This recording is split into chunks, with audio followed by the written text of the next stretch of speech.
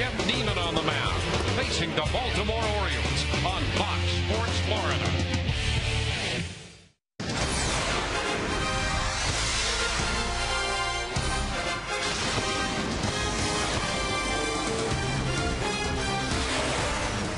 Tonight we welcome you to Tropicana Field in St. Petersburg.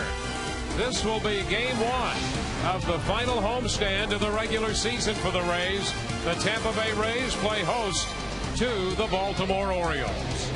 Hi again, everyone, and welcome to another evening of Rays baseball with Todd Kalas and Whit Watson. I'm Dwayne Statz. Great to have you aboard for game one of this series, a four-game series with Baltimore. And Todd, before we talk about what might be at hand in the final homestand, let's go back to yesterday. The Rays, as we know, struggled on the road this year, but scored a dramatic come-from-behind victory, a nice way to finish the road portion of their schedule. Yeah, Dwayne, they were in danger of losing their 50th game of the year on the road, and that's something that didn't happen last year and allowed the Rays to get to the postseason. They played about 500 away from the Trop in 2008. And yesterday, Ben Zobrist with that 2 RBI single in the 8th, then this 2 RBI single in the 9th. That tied the game. Rays scoring 3 in the 8th, and they had scored 3 in the 9th when Fernando Perez dropped this bunt down, perfectly placed. Evan Longoria scoring the go-ahead run, and the Rays in improbable fashion scoring 7 runs in the last 4 outs of that game. Yeah, that was a little flashback of what we saw so much of a year ago out of this ball club. This year, we have seen the emergence of Jeff Neiman. He'll be on the mound tonight. Couple of starts left. Continues to make a case for himself as a possible American League Rookie of the Year. I think he has to win his last 2 and kind of let the chips fall where they may. He hasn't had a win his last 5 starts. In fact, the team has lost all 5 of those starts, but it hasn't been his fault in a lot of those. He's pitched very well. A couple of times the bullpen just hasn't been able to hold it for him. You can see those 12 wins still leading the team. The 3.81 ERA still leading the team. Been a great year for Jeff Neiman no matter what. But going out strong in this start and his last start Saturday against the Yankees will go a long way towards his offseason happiness. And the Verizon Fios pitching matchup tonight. Jeff Neiman 12-6, and he'll be opposed by the tall left-hander Mark Hendrickson, the former Ray. He is 5-5. He'll be making his 52nd appearance of the year. This will be the 10th start of the season for Mark Hendrickson. Rays and the Orioles squaring off first to 4 in the season series. They're even. Each team with 7 victories. The Rays have won 3 of the 5 games played here at Tropicana Field. First pitch coming up just around the corner.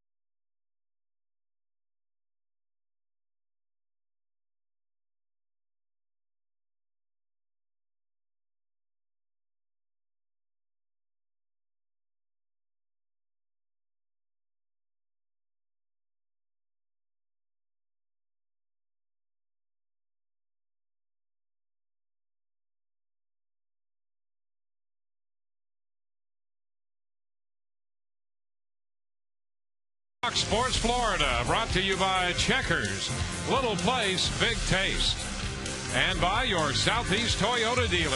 Toyota, moving forward. Rays and the Orioles squaring off tonight to begin the final homestand of the regular season for the Rays. First game of 4 here and first of 7 on the homestand before the first pitch. Let's go to the field. Here's Whit Watson. All right, Dwayne, thanks. You saw Jeff Niemann. He's bidding to win his 13th of the season and bolster his case for American League Rookie of the Year tonight. Now, Baltimore, though they've struggled, has had reasonable success against Niemann this year. The O's are 2-2 against Jeff Niemann. Our Toyota trend showing that Niemann is 10-4 against the rest of Major League Baseball. His ERA nearly 3 full runs lower against everybody but the Baltimore Orioles. Our Geico quote, Niemann talking about his development this season. It's been a great year overall, with everything I've learned, mentally, and then with these pitches kind of just all coming together at the right time, through, making slight adjustments here and there, talking to the other guys on the staff, and it's awesome. I couldn't be happy about, where things are at. Since July 1st, Niemann at home has a 1.40 ERA. That is the best such mark in the American League. Let's go back upstairs to Dwayne and Todd. All right, Whit, thank you very much. There's a look at Jeff Niemann, the tall right-hander. And the starting lineup for Baltimore. Brian Roberts is going to lead it off. He'll be at second, followed by Lou Montañez in left and Nick Markakis in right. The DH is Luke Scott. Matt Wieters will do the catching. He's up in the 5th position with Melvin Moore at 3rd. Michael Aubrey's been hot the last week or so. He hits 7th and plays 1st. Jeff Fiorentino is in center field. As Cesar Izturis, the shortstop, will bat 9th. Jeff Niemann on the mound for the Rays, making his 29th start of the year. He'll end up with 30 starts on the season after his Saturday appearance. The rookie is 12-6, leading his team in wins, leading his team in ERA. He's fared okay against these Orioles, but his one start here at Tropicana Field against Baltimore, very solid. 7 1/3 innings of 1-run baseball. The defense behind Niemann tonight in left field. Fernando Perez giving Carl Crawford the night off. B.J. Upton in center. Gabe Kapler we're going to start against the lefty on the infield. Evan Longoria, Jason Bartlett, Akinori Iwamura, and the first start for Ben Zobrist at first base. Second start of the year for Sean Riggins behind the plate, and he'll be catching Jeff Niemann. Today's defensive alignment review brought to you by Sweet Bay Supermarket, where saving you money is our passion. There's Ben Zobrist with that first baseman's mitt down there, making the start. He has played almost everywhere for the Rays this year now. And Brian Roberts steps in, switch hitting second baseman. First pitch of this game, and he takes a fastball for a strike. We're underway. Fastball in around 90 miles per hour. 87 degrees outside and a comfortable 72 degrees inside Tropicana Field. 1-1 now, the count. Brian Roberts has had another good year, and you see good numbers for him against Jeff Niemann. 1 ball, 2 strikes. The Orioles have lost 10 in a row, and they've gone 6-17 in September.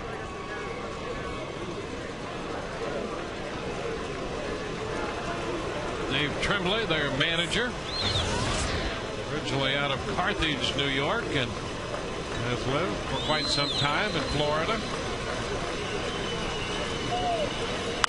There's a foul out of play.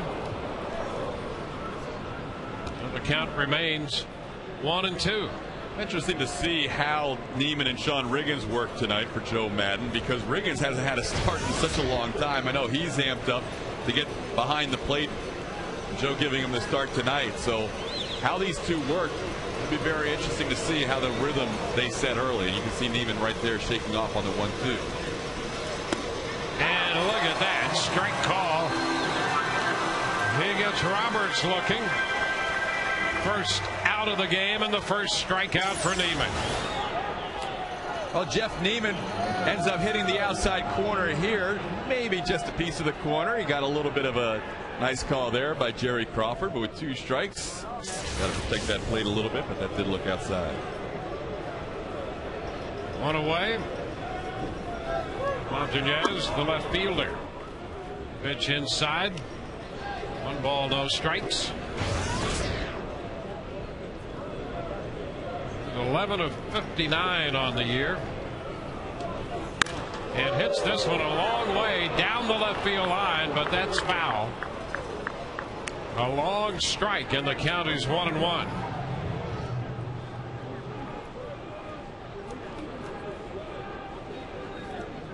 Montañez out of Puerto Rico. Started his career in the Chicago Cubs organization. That was back in 2000. Lines one end to right, and that's going to be a base hit. Kepler, great effort, stretching out toward the line, trying to make a diving catch, and Montañez has a base hit. That ball was in his glove momentarily, and then when the glove hit the ground, it jostled it free. This is a great effort by Kepler. You watch the ball in his glove right there, and then as the glove slides along the field turf here, it falls out of the webbing. He has it initially, but not long enough to be called a catch.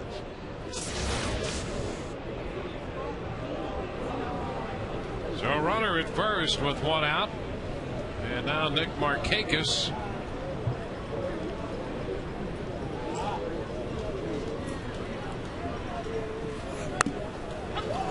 The first pitch strike. Markakis with good numbers on the years, still hitting .290. September has been a challenge for him. He's been under 200 for the month. 17 home runs and 96 runs batted in.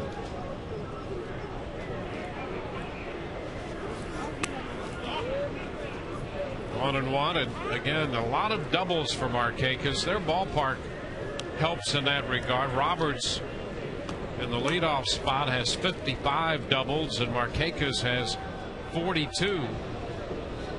But you've still got to be a good hitter to come up with that many 2 base hits.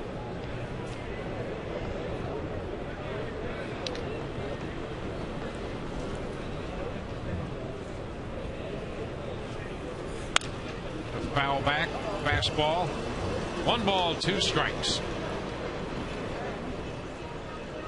So Markakis continues really to be the centerpiece of this development program the Orioles are on. They have some really solid pieces to build around. You've got Markakis, you've got the catcher Matt Wieters, the injured center fielder Adam Jones. This is a Baltimore Orioles team that has some nice pieces to move forward. Runner takes off, a good jump, and the pitch is fouled.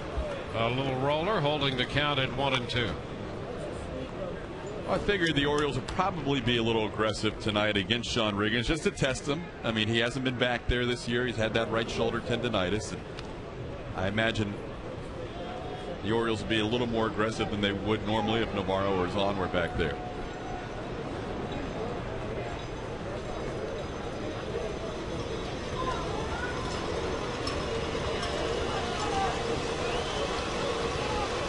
One-two again. That's fouled away. Yeah, Riggins made a start back on the 9th of April against the Red Sox. He caught Matt Garza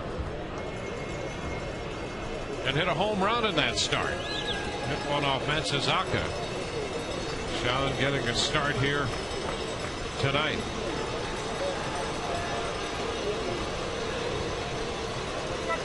Markakis will step back. He is 5 of 15 off Neiman. In fact, Jeff Neiman has pitched more against the Orioles than any other team. Made his big league debut against them last year.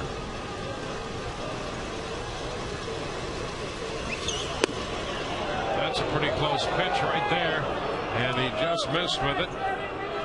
2-2. Trying to get the same call that they got on Brian Roberts for the 3rd strike. This one pretty close. That's very close to where the pitch that Roberts was called out on.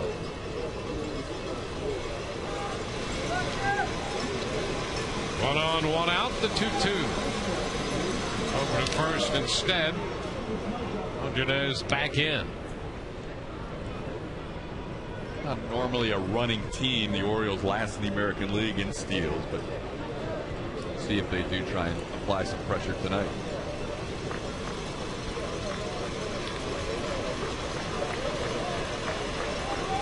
There goes the runner, and the pitch is skied the other way, foul. So Markakis extending this at bat, 7 pitches worth so far.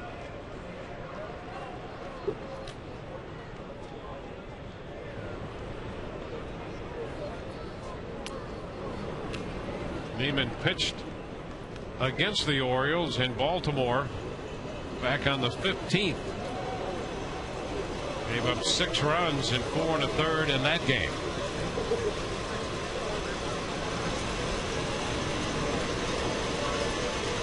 Over to first again. The runner is back in.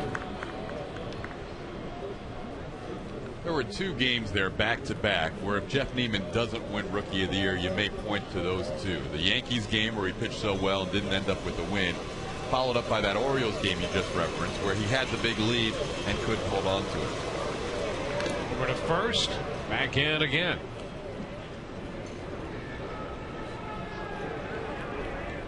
Now the Rays jumped to an early lead. They had a 4-run first in that game, and at one point led 5-0 and wound up losing that game 10-5.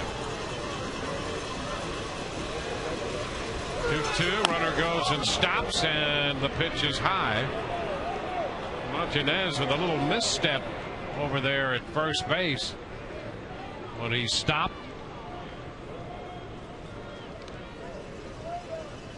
Whole new world over there for Ben Zobrist too, learning to hold runners on, and everything's a little different. First time over there as a starter at first base. He was working with Tom Foley extensively before the game.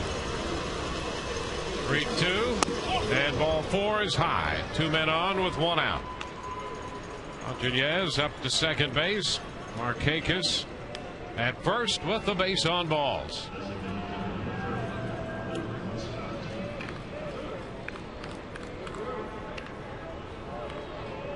Now it's going to be Luke Scott.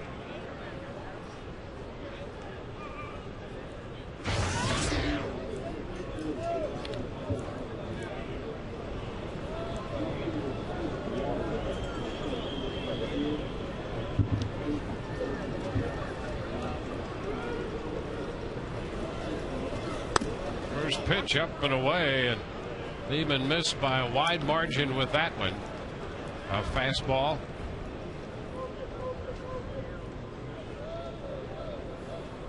Last time Jeff started here at Tropicana Field, we were talking about that September wall for a lot of rookie pitchers, fighting through that, going through this for the first time in his career, pitching from April all the way through September, whereas the minor league seasons end at the beginning of the month. Foul ball at the feet of Riggins, and the count is 1-1. Well, he's a little over 170 innings right now.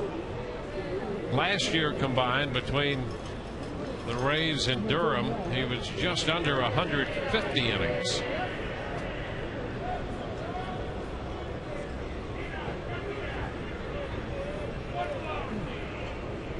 One to count to Scott.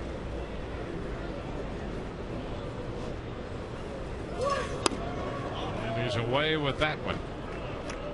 2-1. He's attempted to shoot the outside part of the plate 2 or 3 times and has missed wide with all of them.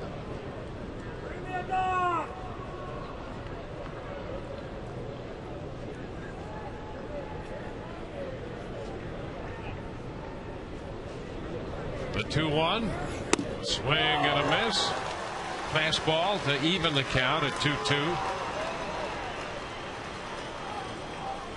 Luke Scott felt like he had a pitch here to hit. 2-1 hitters count. He just missed that. That had a lot of the plate. Scott wishes he had that one back.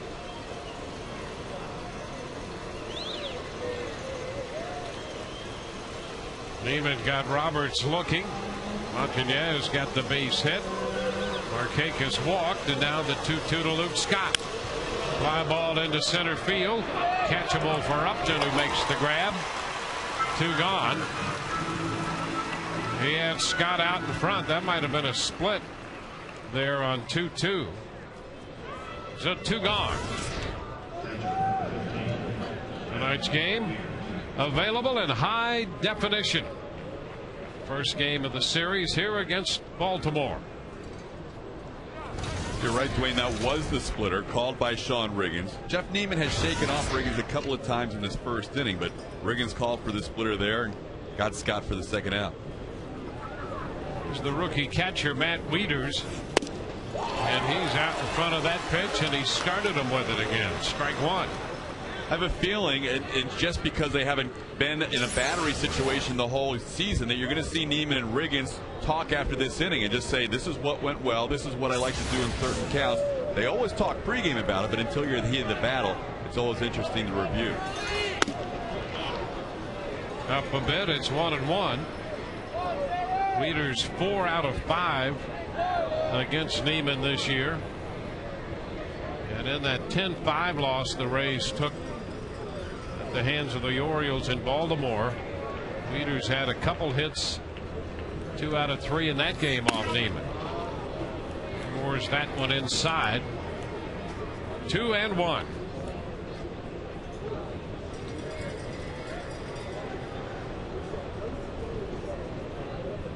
Two men on with 2 men out, just underway in the top half of inning 1.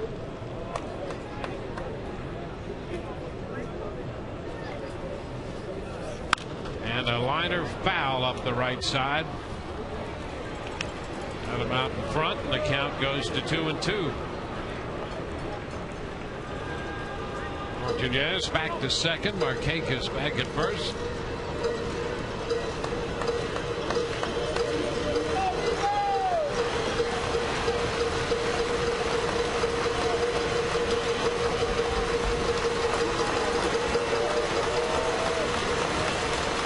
Pitch, and he misses a little wide. The ball stayed out there, and the count is full. Tried a little backdoor slider here, and the ball just stays outside. Called by Jerry Crawford. You can see it's away. So the runners will be off, first and second with 2 outs. Full count to Wieters.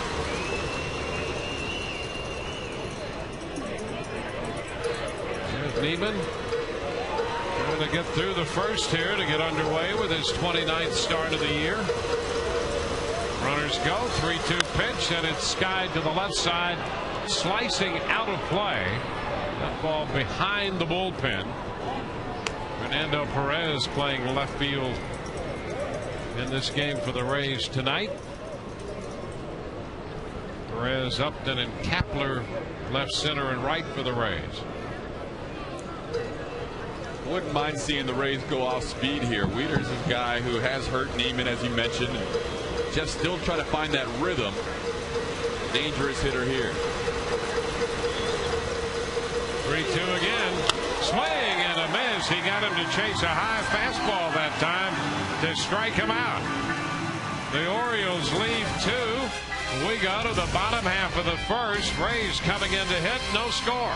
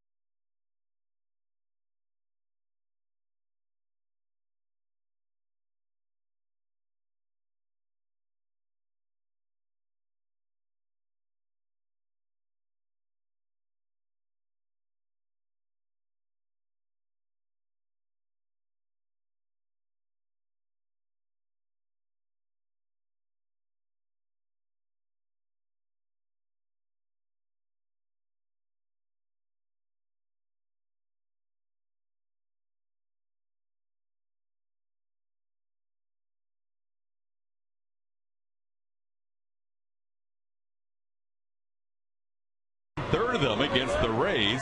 He is 1-1 with a 6.75 ERA in his 3 starts against Tampa Bay. And his first pitch, Bartlett takes it for a strike. Bartlett, the 5th leading hitter in the American League at .325. 2 strikes the count. He's hit well against left-handed pitching this year, and throughout his career he's always done that. Little popper to the right side, foul ball, and Aubrey can't catch up to it. He was kind of angling over there and not real sure about that, so Bartlett has another shot.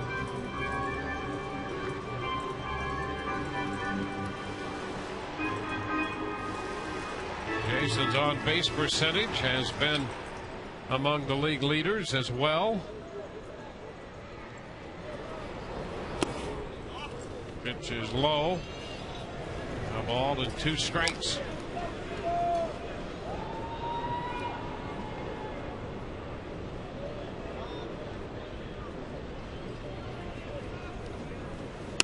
Upstairs, 2-2. That's one thing Bartlett has done all year, is work the count out of the leadoff spot. Once he was moved into the top spot in the order, he's embraced that. 2-2, a little roller to short. Stewart up with it, and the throw to Aubrey at first in time. The Orioles defensively behind Hendrickson in the outfield, Lou Montañez in left, Jeff Fiorentino in center field, Nick Markakis, one of the leaders in outfield assists with 13, tied for 2nd in the AL in that department. Melvin Morris, Cesar Izturis, Ryan Roberts, Michael Aubrey on your infield. Matt Wieters behind the plate for Mark Hendrickson on the mound. Today's defensive alignment review brought to you by Sweet Bay Supermarket, where saving you money is our passion. Now Gabe Kapler. Gabe hitting .236 with 7 home runs, and almost all of his production, as you know, has come against left-handed pitching. First one is too high. 1 ball, no strikes. Gabe with all 7 of his home runs against lefties, and he carries a .287 average up there against Hendrickson. He hits a bolt off Hendrickson. That ball is high and deep and gone. Home run for Gabe Kapler, and the Rays take a 1-0 lead. His 8th home run of the year. Gabe Kapler is so good at knowing what's coming in a hitter's count and getting that bat head out in a hurry. 1-0, he's like, I'm looking fastball. He gets one up in the zone, gets that bat head out, and he just drives it to left field.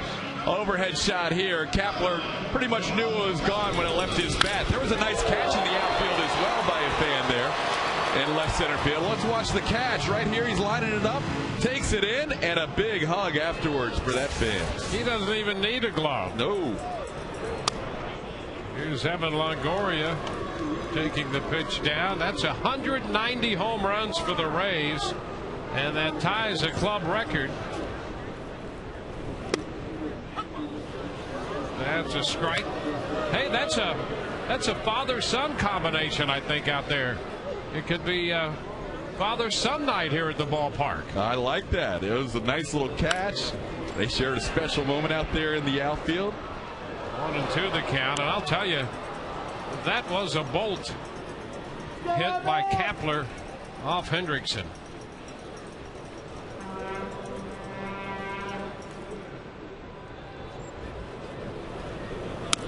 Pitch is high. 2 balls, 2 strikes.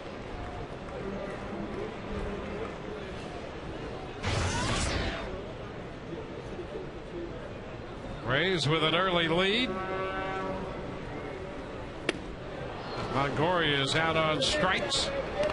That will be out number 2 and the first strikeout for Mark Hendrickson. Good curveball there by the left-hander Hendrickson to come back after allowing the home run and get Longoria.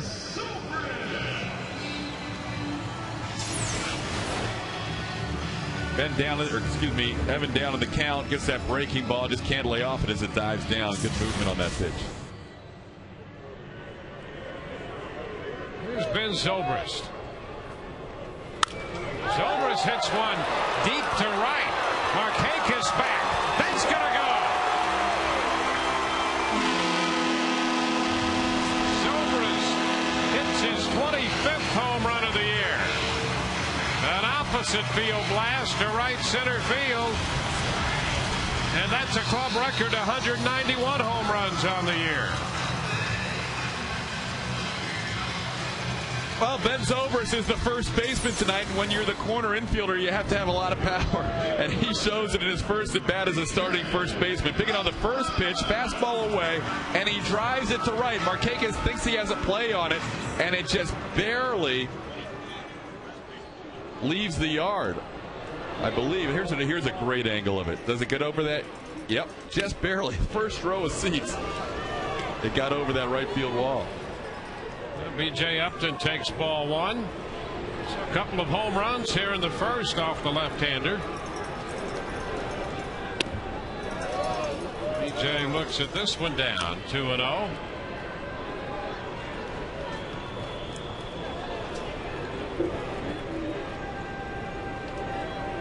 Kepler and Zobrist taking Hendrickson deep.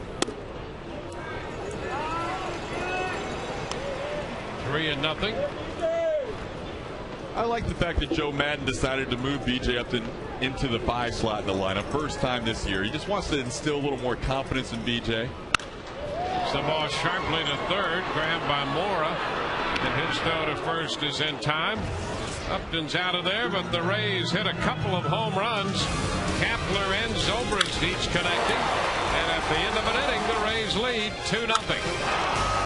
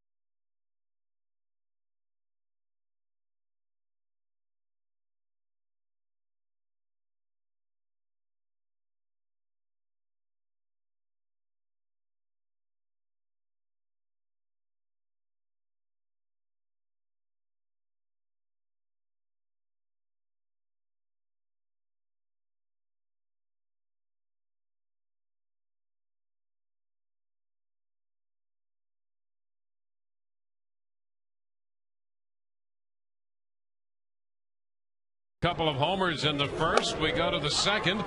2-0 Tampa Bay, and Melvin Mora takes the first pitch for a strike. The second inning underway.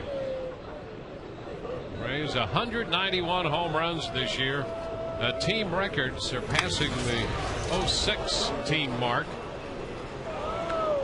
2 strikes. And nice that those two guys were the combo, because Joe Maddon wanted to figure out a way to get them both in the lineup, and he figured the only way he could do so was to play Ben Zobrist at first, as opposed to choose between those two in right field tonight against the lefty Hendrickson. A ball, 2 strikes.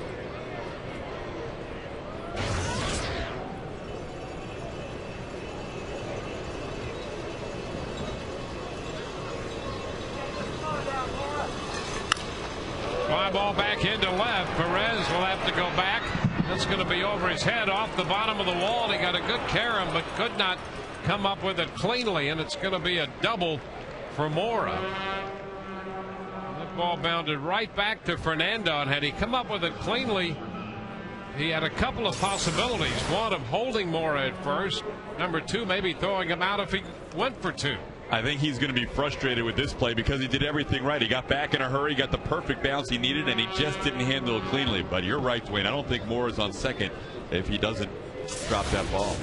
Yeah, I think he's either on first or out.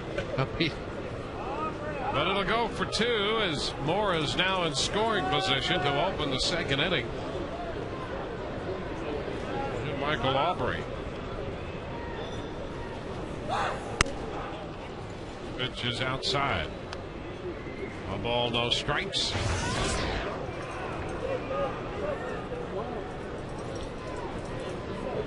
The Orioles got Aubrey from the Cleveland organization. 2 balls, no strikes.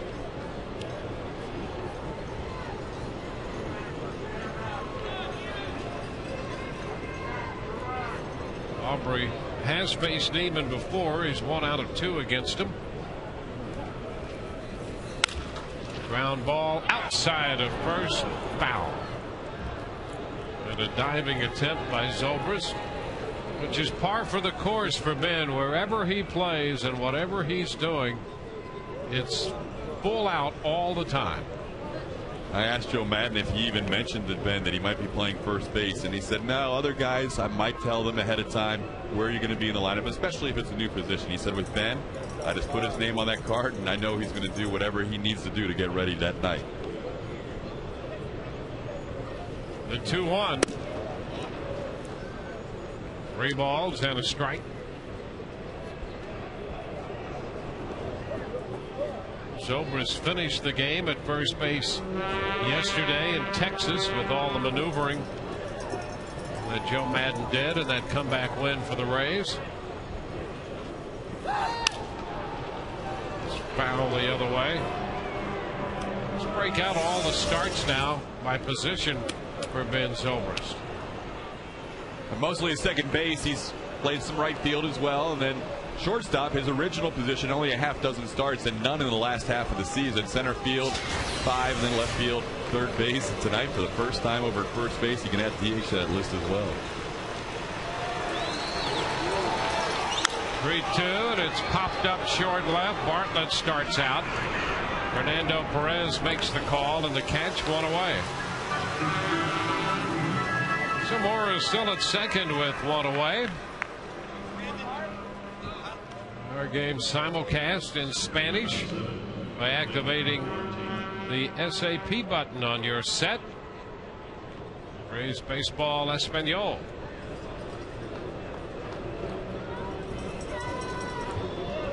Now the center fielder, Jeff Fiorentino.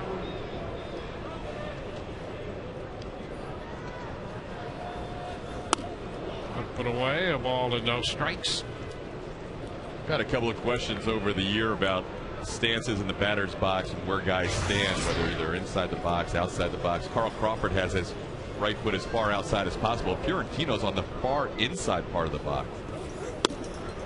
You don't see that very often where a guy gets that close to the plate. I mean, he's literally, his back foot, his left foot, could get hit by a slider that just misses the inside corner of the plate.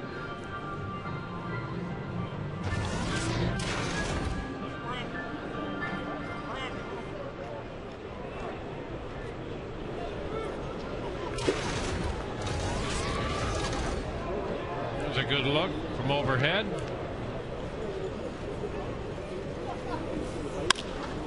It's fouled up the left side, slicing beyond the dugout, out of the reach of the speedy Perez. So it's 2-1.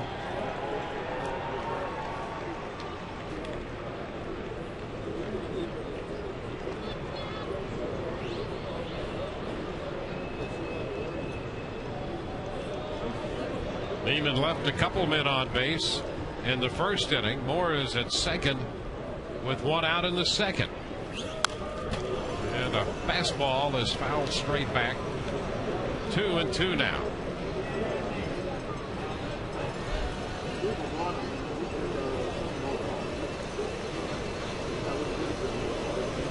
Adam Jones has been out for quite some time with the ankle issue. He really had a breakout season for the Orioles this year. And a swing and a foul ball. And that caught part of Riggins. And Fiorentino is still alive with a count of 2-2. One of those years for Sean Riggins where nothing has come easy. He was hurt when he got back to the big league team. He was sick for a few days. Now he gets one right on the right thigh there. No matter what happens tonight, Riggo's going to hang in there. He just was so excited to finally get a start. But he's thinking, man, can I catch a break in 09?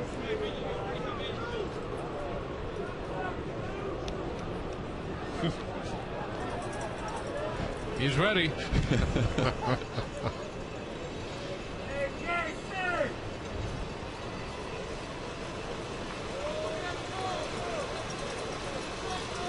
The 2-2 pitch again.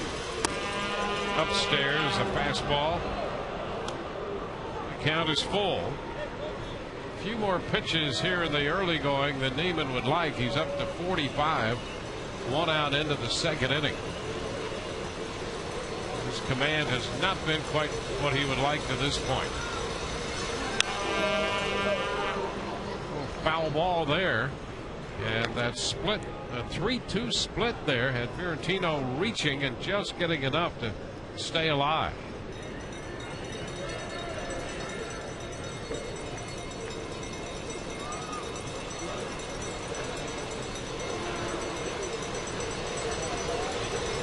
Three-two again, and he lost him. Ball 4 is outside with a fastball. So it's first and second with 1 out. If you need a new cap, stop by the our Cap Corner on your next visit to Tropicana Field, located in the third base food court. Choose from Rays caps, novelties, accessories, and more. That's the New Era Cap Corner, the official cap of Major League Baseball. Well, they're spanning the generations there. Not only family, but the Rays cap generation. Yeah, we got the old school for Dad up there, the old Devil Rays logo with the purple lid even. That's old. That's going back. That's 98 right there, 99.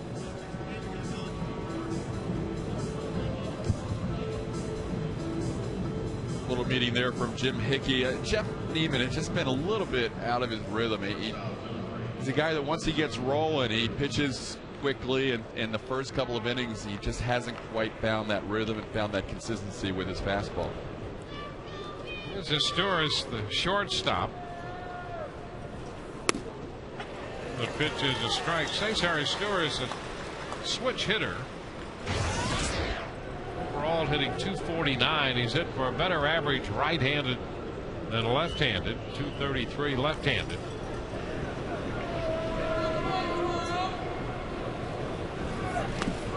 Swing and a miss. 0-2. That was one of his better pitches of the night. He's ahead 0-1. He knows he's going to have a hitter who's on the defensive a little bit. He just absolutely buried a splitter, and his Asturis wasn't close.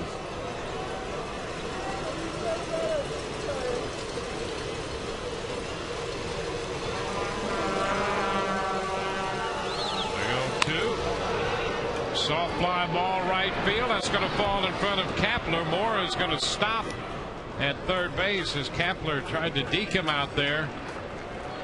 And Moore had to stop at third base. Not a good pitch selection there. You're ahead 0-2, and Asturis has shown he'll expand his zone a little bit, and instead you come in with a kind of a fastball on the inner half, and it just has too much of the plate. He tried to get it in on his hands, a little cut action, but that's got too much of the plate at 0-2 for a guy who's shown he'll expand the zone a little bit. And it becomes serious because the bases are loaded with 1 out. And Brian Roberts is up there. And he has been a very good hitter through the years against the Rays. And came into this game 7 of 15 lifetime against Neiman. The pitch, did he go? That's a strike. Roberts called out on strikes his first time.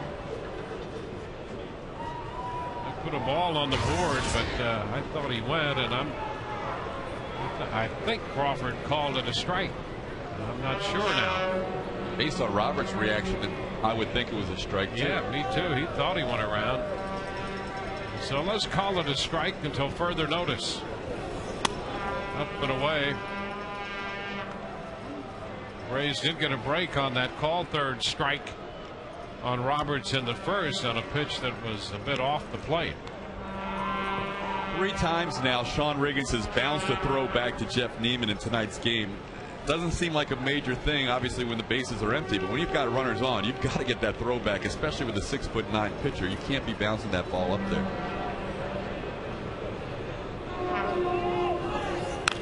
A ground ball foul. Jerry Crawford just motioned to the Rays dugout. They were asking about the count. And he did say that first one was a strike, so it should be 1-2, even though the scoreboard here says 2-1. So we're going to stick with our original impression. It's a 1-2 count. Fouled away, holding the count right there. Roberts also for the year against the league is hitting .325 with men in scoring position. And you know, you look at his numbers. We talked about how good Markakis has been. Roberts' slugging percentage is higher than Markakis. He's a tough out. Swing and a miss. He got it. Roberts out on strikes and a very big out recorded by Neiman. That is a huge out right there. A slider that Roberts swings underneath. Watch the bat here. He just gets a little bit underneath it when the base is full and that hitter at the plate. That's a big spot for Jeff Neiman to get a strikeout. Montanez, the left fielder. He singled into right his first time. The first pitch strike on a breaking ball. I like that. That's his ball. First one, I think, of the night, Dwayne. I think you're right. And that's a pitch he got away from his last start here at Tropicana Field. There you can see him spike that finger into the ball. That's a good curveball. And there's a soft little liner, and it's caught by Iwamura. Aki headed up the middle to grab that one, and that retires the side. Orioles leave them loaded. We go to the home half of the second inning, and the Rays lead 2-0 on this great.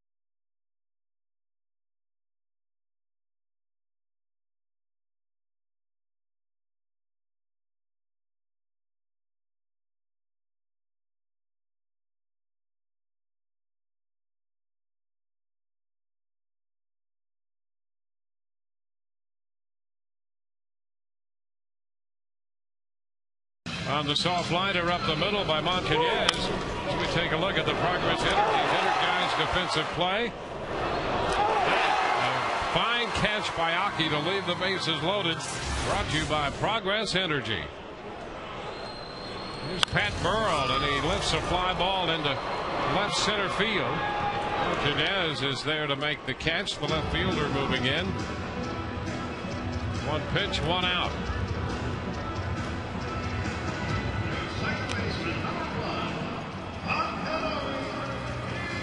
Takanori Imamura. Aki up there exchanging pleasantries with Jerry Crawford. Crawford, the veteran umpire, there he is. Pitch to Aki. There's a strike. Well, we saw that father-son combination in left field that caught that home run. And in a sense, Jerry Crawford, his father Shags, a former major league umpire.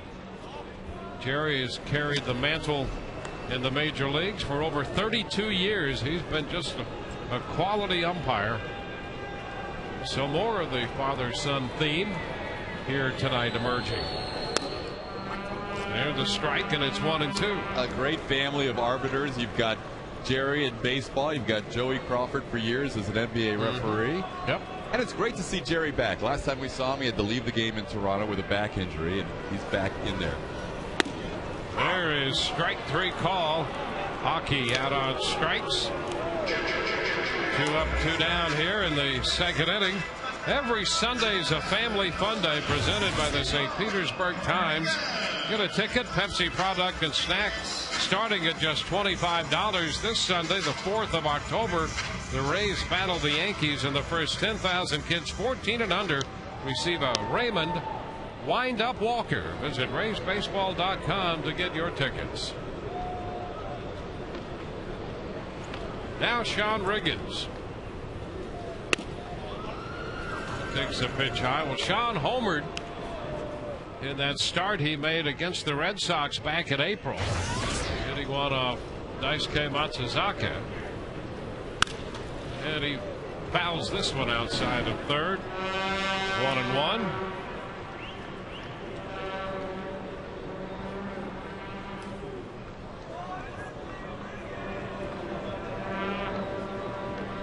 Well positioned for Souvenir.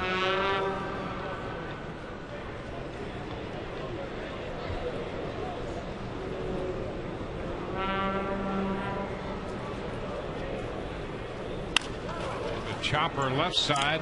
Historis, the shortstop, makes the throw, and it's a 1-2-3 inning for Mark Hendrickson. At the end of 2-0 Tampa Bay.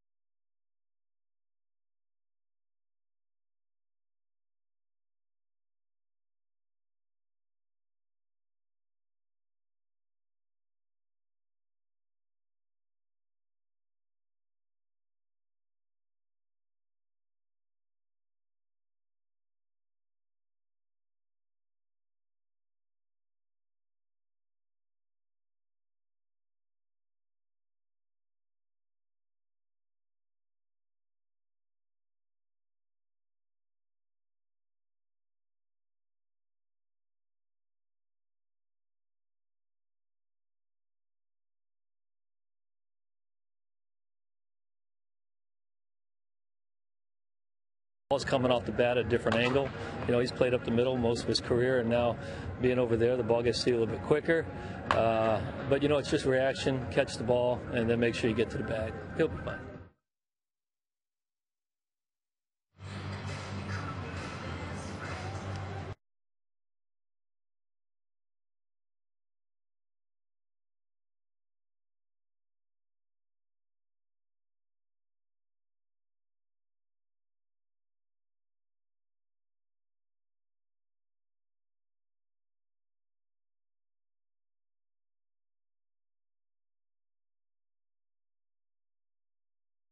First base, the Rays leading at 2-0. Tom Foley before the game talking about Zobrist making the transition to the corner infield spot. You know, a lot of guys say, oh, I can go over and play first base, it's a piece of cake, you know, but ball's coming off the bat at a different angle. You know, he's played up the middle most of his career, and now being over there, the ball gets to you a little bit quicker.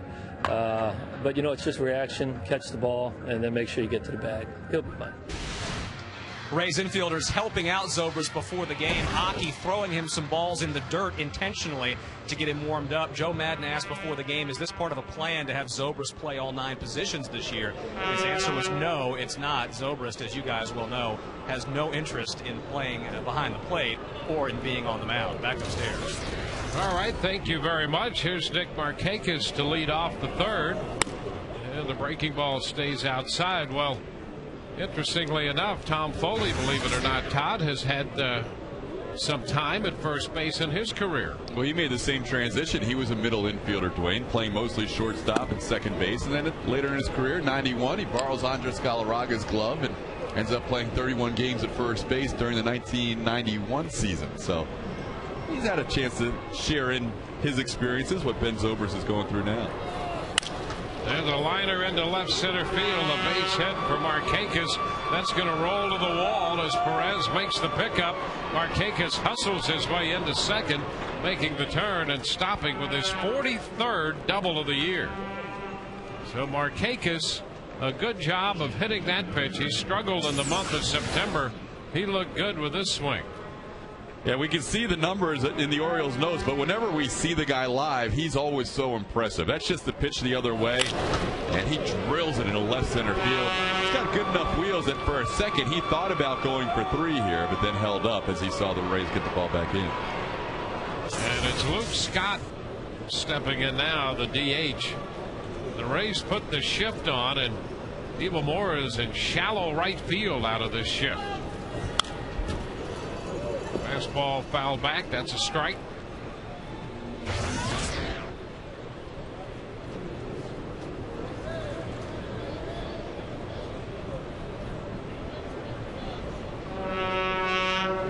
Scott came in hitting .333 on the Baltimore's road trip, their current trip, 8 out of 24.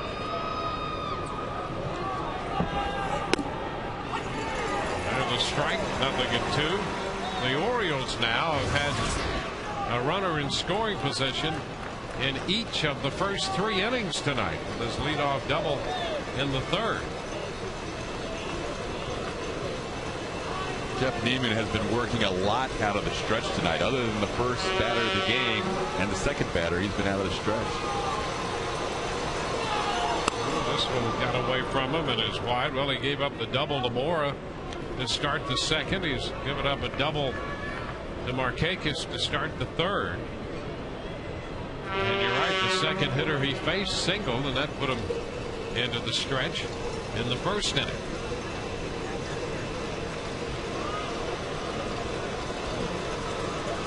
A 1-2 count to Scott.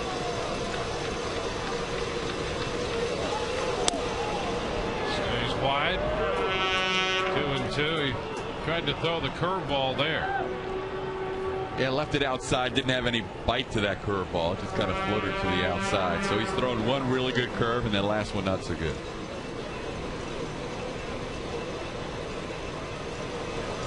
Jim Hickey had to make a trip to the mound in the 2nd. He's pacing right now. A little wide for ball 3 and another deep count. This one was tight. This was close. Ball's tailing a little bit away. Oh, that just seemed to miss the corner. How do you take that with 2 strikes?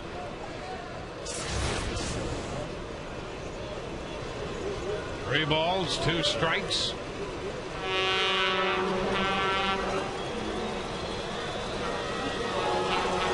And it's outside.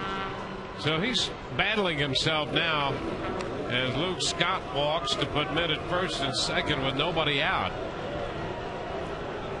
One thing we've noticed out of Neiman this year, and part of the maturation process, is in these situations he'll take a little extra time. He'll walk to the front of the mound, in that case sometimes to the back of the mound, and kind of regroup where he doesn't feel like he has his best control. Maybe he felt that 2-2 pitch was a strike, but he'll regroup and get focused on the next batter. And he's got a tough next hitter here in Wieters. The rookie has been getting better all the time at the plate. And there's an opening breaking ball, and he gets the curveball in there for a strike.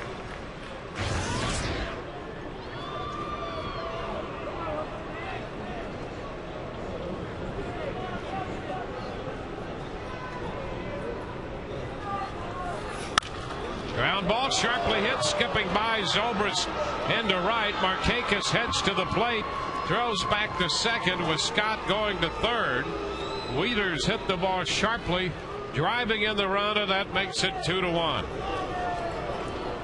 Oh, we heard Tom Foley say at the beginning of the inning, when you play first base, the ball gets on you a lot quicker. Ben Zobrist used to the middle infield positions. That ball was a rocket. And it's just such a different reaction time at first base. And Zobrist tried to go to the backhand and make the quick play, but look how quickly this ball's on him and just stayed down, hugged the dirt after the first bounce and into right field.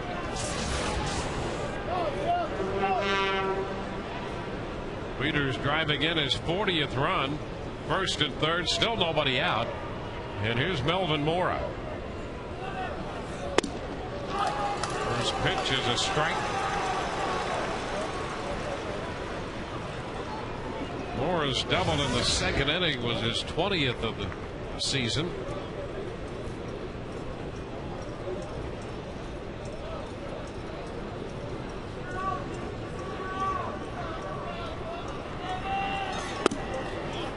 A little bit wide.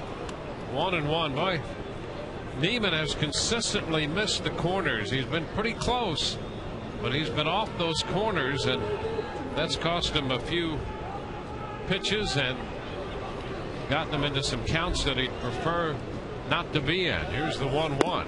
There's a strike, and he's ahead in the count right now, 1-2.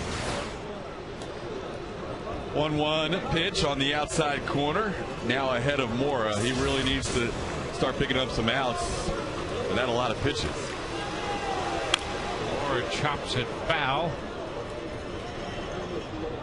Handled by Juan Samuel. The count is still a ball and 2 strikes. Talked about Neiman's pitch count rising. Joe Maddon does not want to see his guys go more than 100, 105 pitches these last few starts. So Jeff's already at 71 now. He's only recorded 6 outs. He's got to figure out a way to get at least 9 more outs in the next 30 pitches. 1-2 upstairs. 2 balls, 2 strikes. And the 9 outs would get him through the 5 innings, which you need to at least qualify for a win. So it has been a battle tonight for Neiman with his control and a lot of deep counts, and the Orioles have shown a lot of patience at the plate.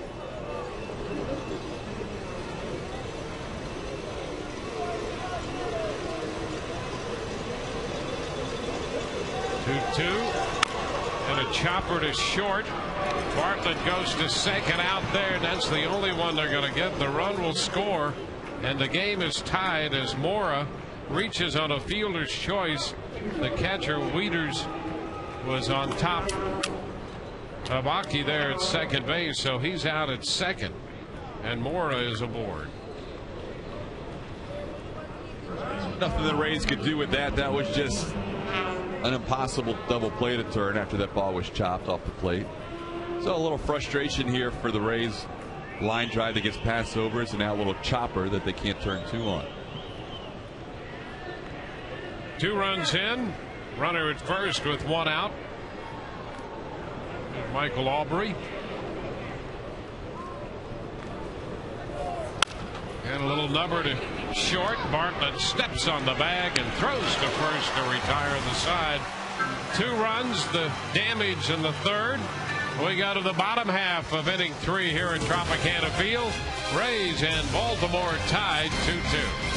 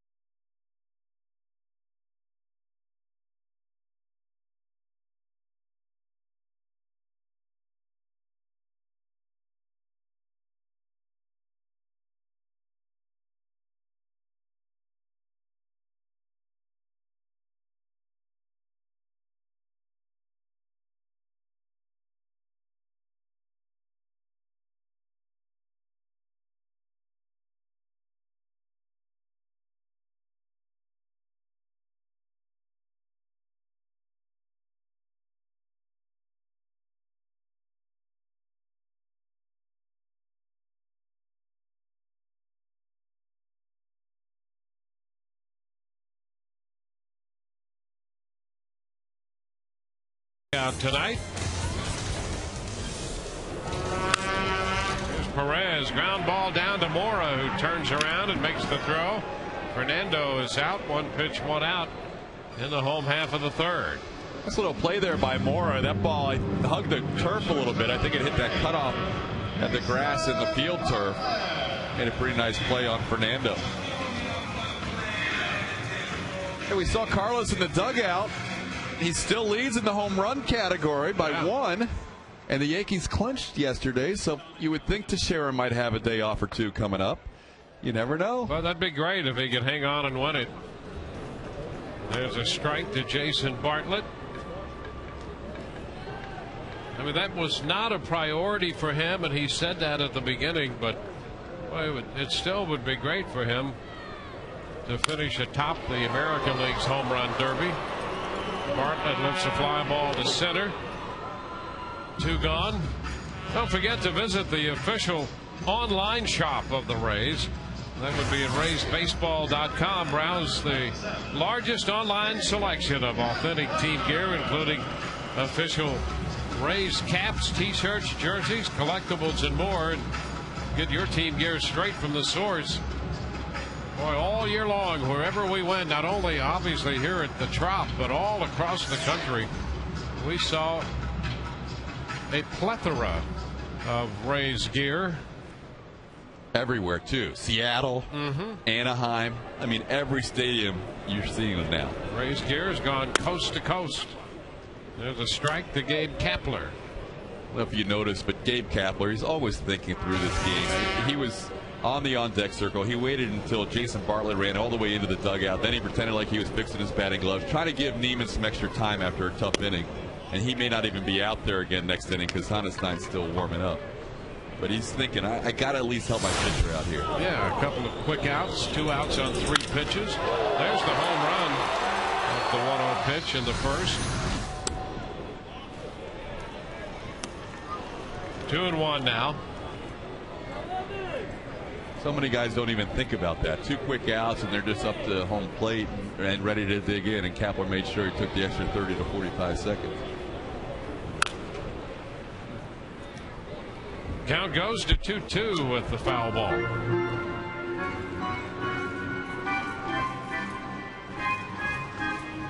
Rays and the Orioles in the first of their 4-game series here at Tropicana Field.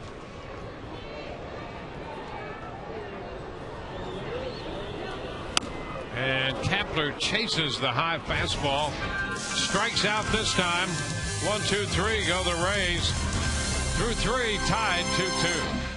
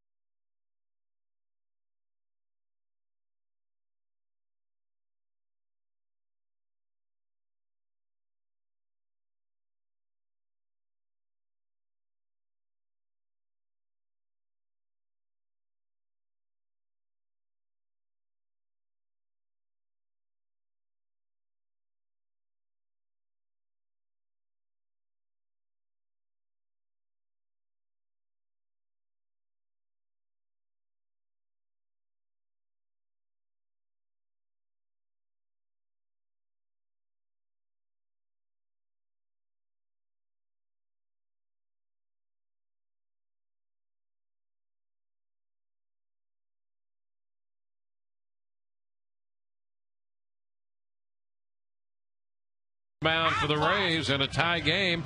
Time for the Aflac trivia question. Aflac, we've got you under our wing.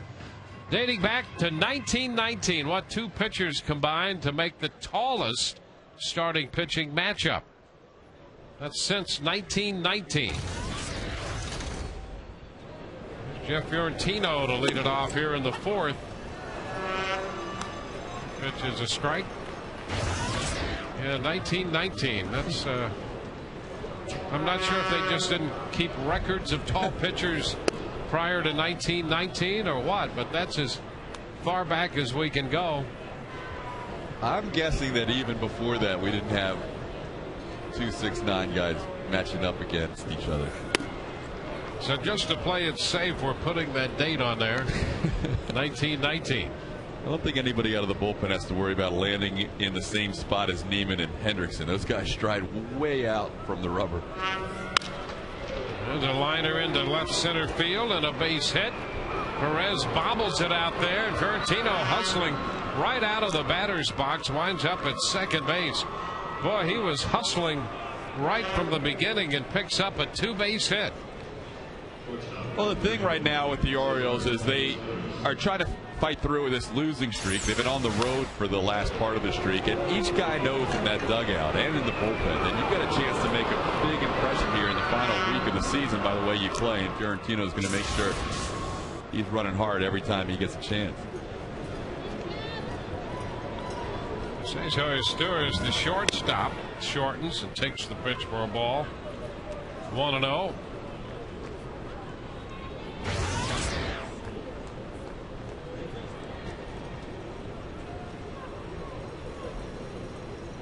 Fiorentino with his lead.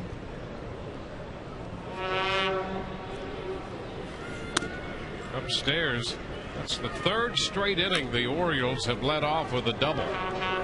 We got one guy who's pitched almost exclusively out of the stretch, and Mark Hendrickson, who's only pitched out of the windup because he gave up a couple of solo home runs. So it's just one of those nights for Jeff, and you hate to blame the long season, but he just doesn't look as crisp as he has earlier in the year. It's a strike, and it's 2-1. Just hope he can work his way through this game and then make one good final start, which has been a brilliant rookie season for a guy who barely won that spot in the rotation out of spring training. Fly ball back into center field. Upton is there. He'll make the catch. A tag at second. Fiorentino's headed to third, and he will make it.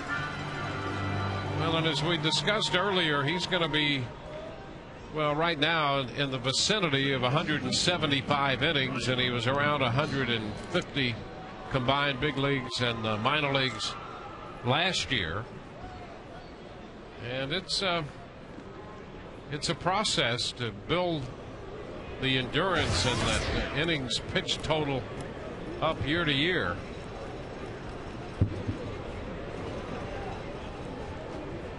Now the top of the order, Brian Roberts.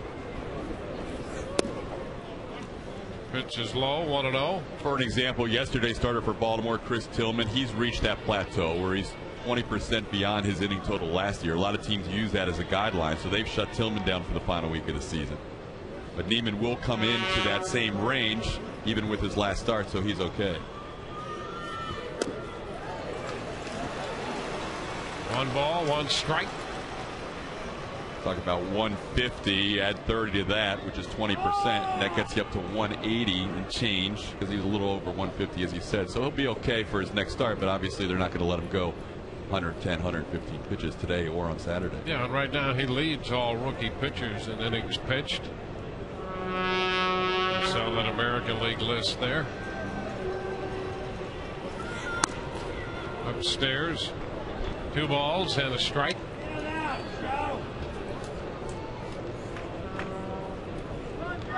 So the pitch count runs a little high tonight as he has 85. 1 on and 1 out in the 4th inning tonight.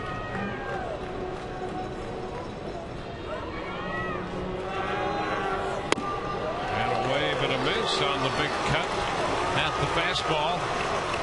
Takes it to 2-2. Brian Roberts a little frustrated with himself here. He thinks that he had a pitch to hit. Outer half of the plate. couldn't connect on that one. Big strikeout first last time against Roberts. He could pick up another big one here.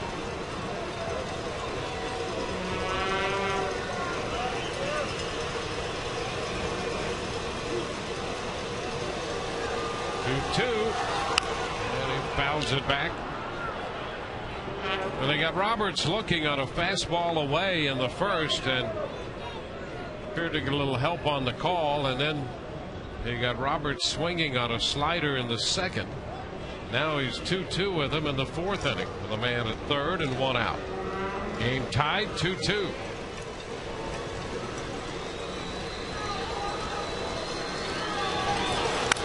And a long drive back into deep right field. Kepler will make a leaping attempt, and that ball is gone. A fastball, and Brian Roberts hits one out of here to give Baltimore a 4-2 lead. The 16th home run of the year for Brian Roberts gives him 78 runs batted in. This is a fastball, inner half of the plate. Doesn't move much. It stays up. Brian Roberts felt like he should have hit the 2-1 pitch. Well, he crushed that 2-2 pitch and just barely gets over the wall and right field. Second home run tonight. One for the Rays, one for the Orioles, just in the first round of the first row of the seats. And so that's going to be it for the Rays right-hander Jeff Neiman. Call to the bullpen is brought to you by Metro PCS. Unlimit yourself.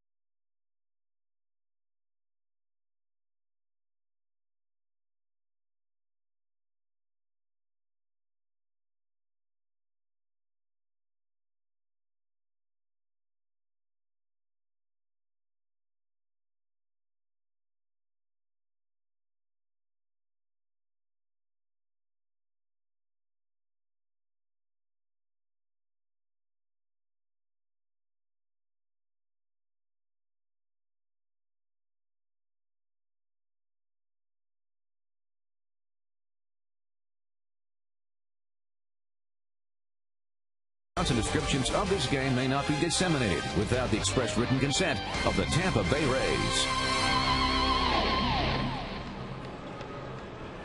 Well, that's it for Jeff Neiman. We had him at 89 pitches, allowing 4 runs in 3 1/3. The home run by Brian Roberts makes it a 4-2 game, and Andy Sonnenstein takes over for the Rays. His first pitch to Lou Montanez is a ball inside. Sonnenstein appearing in his 21st game, 3rd career relief appearance. Pitch is down, and he last pitched in the Texas series Saturday. 1 inning, gave up a couple runs.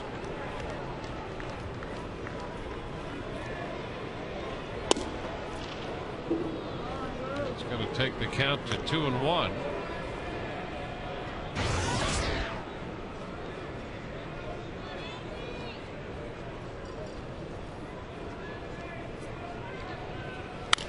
And a fly ball hit into right. Kepler is there. That takes care of Montanez. A little foreign territory here for Sonnenstein to get used to a relief role. All he did in his minor league career and his major league career until this year was start. He appeared in a game, a rain-shortened game in Boston for a relief appearance, and now making his 3rd relief appearance. But he warmed up a long time. We saw him warming up all during the Rays' last at bat. and prior to that as well. So it's not like he's used to heating up in a hurry, but you would expect he'll be in there for at least 2, maybe 3 innings. Here's Markakis. Pitch is low. 1 ball, no strikes.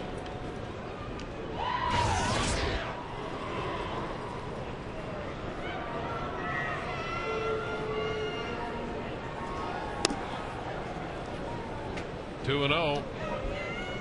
Talked about the Orioles trying to make an impression the final week. Obviously, Andy Sonnenstein knows he needs to make an impression as well. A guy who started in the Rays rotation, and now he's seeing Wade Davis with success. That's a strike, and it's 2-1. You know, the other guys are pretty much locked in. David Price, Jeff Neiman, Matt Garza, James Shields. So Sonnenstein has to do something here in the last week to feel good about his 09 season. And still 2-2.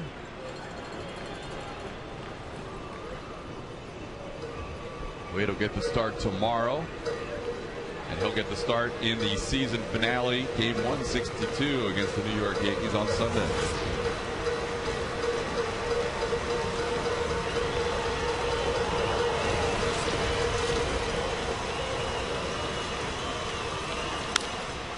And a high fly ball.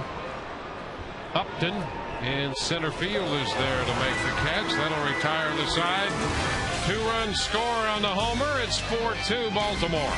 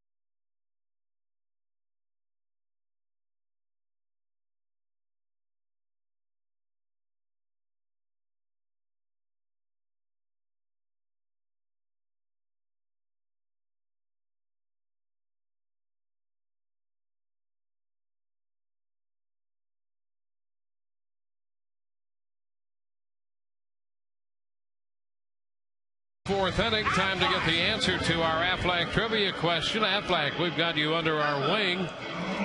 Since 1919, what 2 pitchers combined to make the tallest starting pitching matchup? And our research indicates Randy Johnson at 6'10" and Daniel Cabrera, who at one point pitched for the Orioles, at 6'9", and there's a list of those matchups. So they're tied for second here. Hendrickson and Neiman. Pitch to Evan Longoria. He takes that for ball 1. And I seem to recall that when Cabrera first came up with the Orioles, they listed him at like 6'8". Yep. He was still growing, apparently. I was thinking the same thing when we were talking with Rick Vaughn yesterday about that stat. I said I thought Cabrera was 6'8". Yep. But yeah, he's now listed at 6'9". He got there as there's a long shot back toward the left field corner. That's got a chance. Hits off the wall, or was it above the wall? That's going to be a home run. Chad Fairchild says that ball is out of here. It hit just to the left of that yellow line where the wall dips down and then bounded back out onto the playing surface. And so that's a home run. Fairchild making the call as Evan Longoria hits his 32nd home run. That makes it 4-3. Little slider that finds the middle of the plate, and this does just hook to the left of that taller part of the wall. That's a nice call right there by Chad Fairchild. That's the roof of the entrance there to the Corona Beach Bar, and it hits right off of the top of that green part of the roof. Just a few feet to the right, it would have been a double. Now here's Ben Zobrist, who homered back in the first. He takes a strike.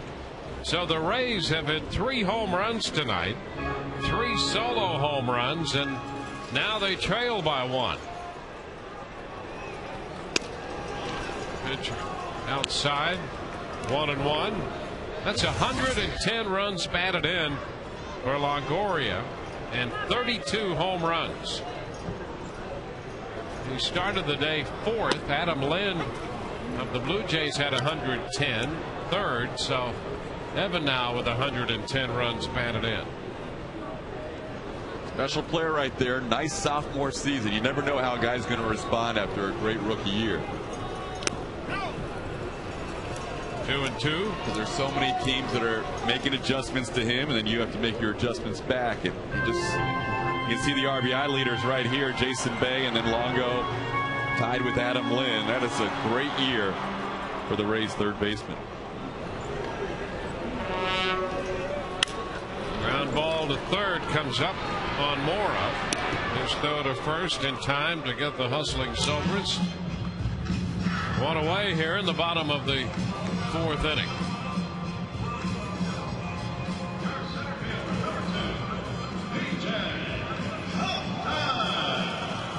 I guess John Rauch at 6'11" would be the tallest pitcher. Yeah. So for all practical purposes, we could have probably dropped that 1919 qualifier year, couldn't we? Yeah, I don't think there were any pitchers back in the pre-1919 days with it 6'9" or taller. But apparently we have no records of this. So just to be safe, we wanted to make sure there was no OR. But you know, the baseball encyclopedia. Yeah, that's true. They list height and weight. That's a good point. 1 ball, 1 strike. And I think John Rauch is the tallest guy at 6'11" who have pitched in the big leagues.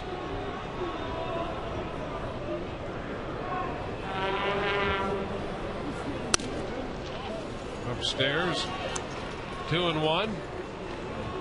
You know, sometimes on those types of questions, you just have to think outside the box and go for it. Yeah, absolutely. The ground ball to short.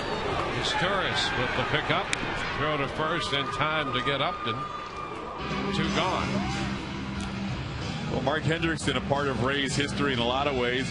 He's been in the matchup as a Ray and against the Rays in the tallest pitching matchup, but he was also the starting pitcher for Joe Maddon's first win as a Rays skipper. Joe still carries that baseball and he has it mounted up there on the in his office here at Tropicana Field, signed by the lefty who's now pitching for the Orioles. Pat Burrell takes a strike.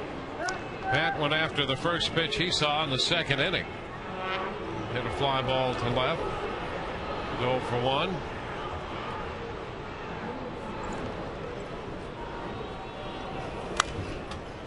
Back into the screen.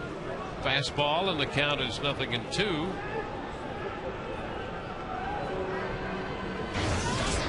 And so far as I know, we had Randy Johnson at 6'10", Chris Young 6'10", and Eric Hillman 6'10". I don't think there are any records of anyone any taller than the guys we've mentioned once you get up to John Rauch at 6'11". Mark Hendrickson 6'9". A roller to second. Roberts with the pickup and the little toss over there. So a home run by Evan Longoria to lead off the inning. We're through 4 and it's 4-3 Baltimore.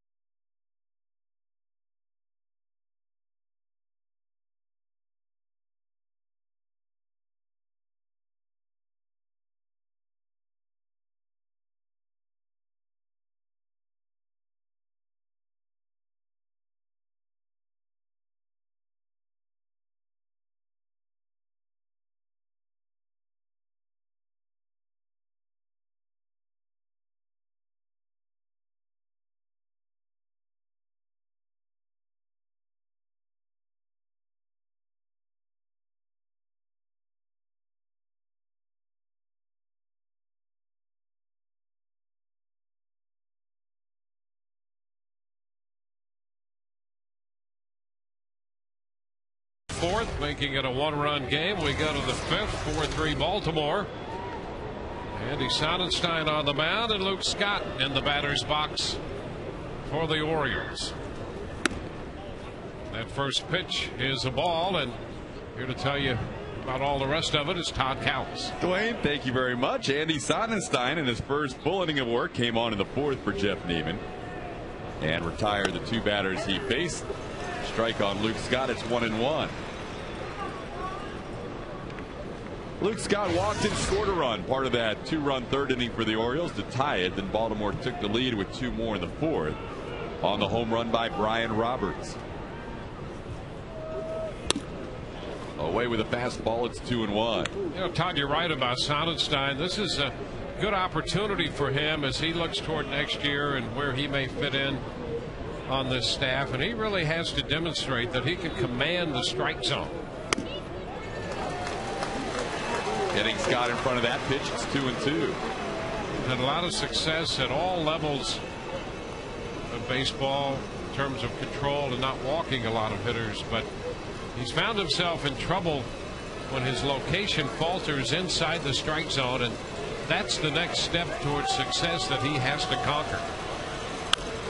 On the ground to first, off the glove of Ben Zobrist. This is not Ben's start at first he was hoping for. That's going to be an error on Zobrist as he tries to get used to a new position tonight. Well, the words of Tom Foley appear to be prophetic. You know, it's a different angle down there, and Ben, who's been so good at second base, originally a shortstop, we've seen him over at third, but that angle is so different at first base. All gets on you in a hurry over there compared to the middle infield positions. Tom Foley made that transition in his career. They worked with Ben today before the game. He took a lot of extra ground balls and extra throws, as Whit was saying, with Hockey bouncing them to him in the dirt, trying to work on scoops. But he was unable to make that play. Leadoff runner for the Orioles, Luke Scott. The Orioles now have had leadoff runners on in the last 4 innings.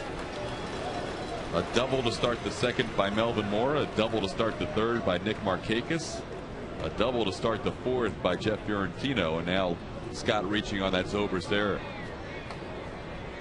0-1 the count to Matt Wieters. Down low, it's 1-1. Well, the thing with Andy Sonnenstein, which we saw for years before this year, was he was always able to get right-handers out, and then lefties had given him problems. This year it completely flipped. The 1-1 pitch is hit hard in the left field for a base hit. So Wieters drills a single in the left, his second base hit. Luke Scott stops at second. Yeah, Joe Maddon's talked about that, and he, among other things, he just thought that Sonnenstein had not varied his angles and delivery the way he had before, and that he's become much more familiar to hitters than he was. And here's the breakout. Look at that. Right-handers, 11 home runs and hitting .371 off him. That has been the big problem why Andy ended up going to AAA Durham during the course of the year. Pitch in the dirt, 1-0.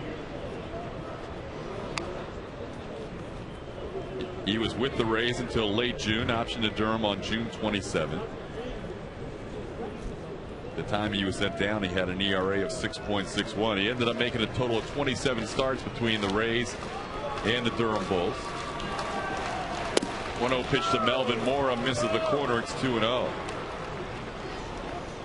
But part of Andy's success when he had 13 wins last year was, you're right, he varies his arm angles and he varies his cadence on the mound. He throws a lot of different looks at a hitter. Joe Maddon felt like he was starting to come out of the same slot and the same rhythm, and he just has to be one of those guys that, as they like to say, brings the funk, that drops down, that changes the pace of his delivery, that keeps hitters off balance. Mora pulls it foul past Juan Samuel third. It's 2-2. Young fan getting that baseball. I think he got an earlier one, and maybe his brother got one, so they're even. Yeah, that'd be great, because then it becomes a partnership and not a competition.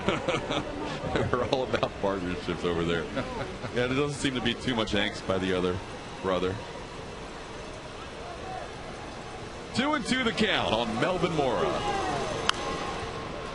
There's one of those changes as Andy dropped down and Mora fouled back the breaking ball. Mora has doubled and grounded into a fielder's choice. The fielder's choice scored a run. Luke Scott on second reached on an error. Matt Wieters on first, continuing to hit well lately for the Orioles with 2 hits tonight. And a 2-2 count on Mora. Swing and a miss and a good slider. Are they going to say it was a foul tip? Mora's having a discussion with Jerry Crawford, and Jerry says, no, Melvin, you're out. And I think Melvin was claiming that it was a foul ball and hit the ground, but it's a foul tip strikeout. Let's take another look at this. It'll be a strikeout for Sonnenstein. It hit the ground, but he didn't make any contact, so that's a swing and a miss. No foul tip, just a swing and a miss. That pitch had a nice late movement. Good tight breaking ball from Andy Sonnenstein. That's one way to get righty hitters. Here's Michael Aubrey. Down low inside, 1-0.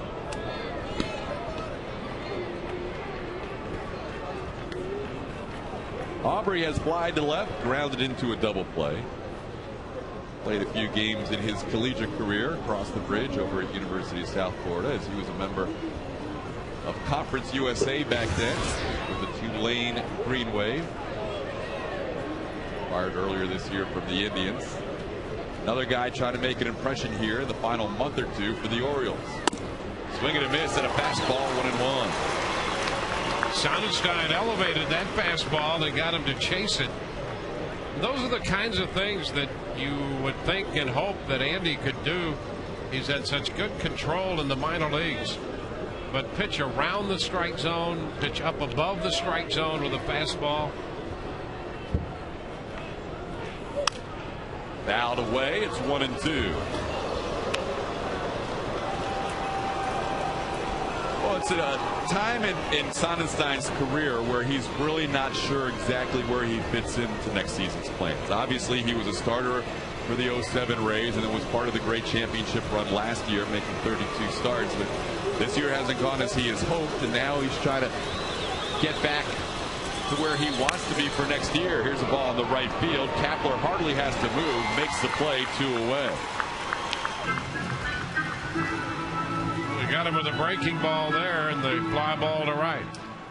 For the past 125 years, the St. Petersburg Times has been a part of the Tampa Bay community. From investigative journalism to award-winning sports coverage, the Times is Tampa Bay's newspaper of choice. To subscribe, call 877-THE-TIMES or visit tampabay.com. Jeff Fiorentino is the batter. He has walked, doubled, and scored a run. He's getting a chance to play some center field here. Takes a called strike, 0-1. Felix Piet, who made some nice catches against the Rays in their series at Baltimore. A bit of a leg injury, quadricep muscle that he pulled, or actually just strained, beating out a double play in Friday's game in Cleveland. Fiorentino's now been on base all 3 times. Slices a single to left. Around third is Luke Scott. He will score. And the Orioles now lead 5-3. And Scott scores off the way from second base. Perez with good speed out there, but once he got to the ball and his throw to the plate, there was a little time in unloading that throw. You'll watch Fernando as he gets to the ball, and then once he does, there's a little time to unload the throw, and by that time it's up the line a little bit. Scott has scored, and it's again a 2-run game. Fiorentino taking advantage of an opportunity to play, as Montañez is playing in left field tonight as well. Here's Cesar Izturis. Hamstring strain for PA. Not sure if we'll see him during this series or not. Izturis has singled and flied to center. Fiorentino's been on base all 3 times. A couple of hits tonight. That matches his young career season high and career high with 2 hits. There's our ball ripped foul. Counts 0-2.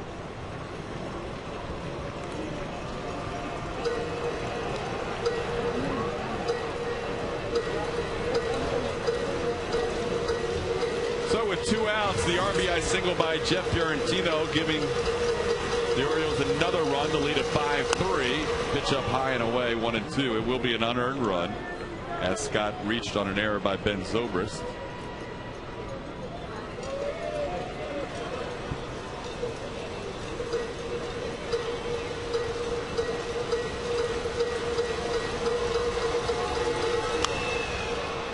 Out away, it stays 1-2. Sonnenstein in relief of Jeff Neiman, who lasted 3 1/3 innings tonight. 89 pitches. 4 runs on 7 hits allowed by Neiman. Now Sonnenstein here in this first full inning of work. 1-2 pitch, grounded right side. Aki has the play. Over to first, and that'll do it for the Orioles. But they do add an unearned run to the ledger. It's now 5-3 O's heading to the bottom of the 5th.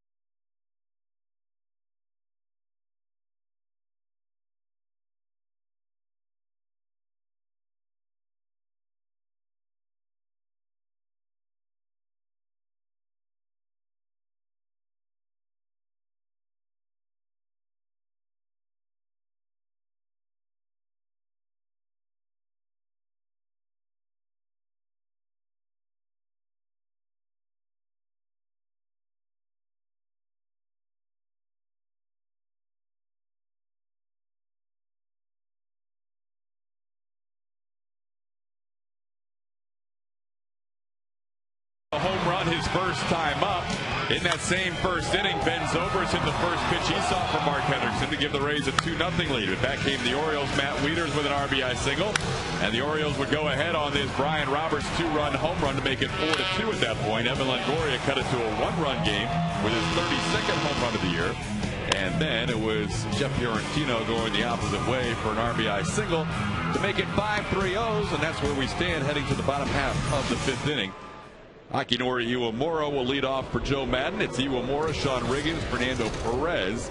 The first 3 against Mark Hendrickson here in the 5th. It's been a bit of home run derby tonight for the Rays. They have 3 hits, 3 home runs, and nothing else against Hendrickson. No walks. He has struck out 3, but nobody else has reached base, so he has pitched out of the windup the entire night tonight. Aki, one of the strikeout victims, called 3rd strike his first time up. That pitch misses away. It's 2-1. Only the 10th start of the year for Hendrickson.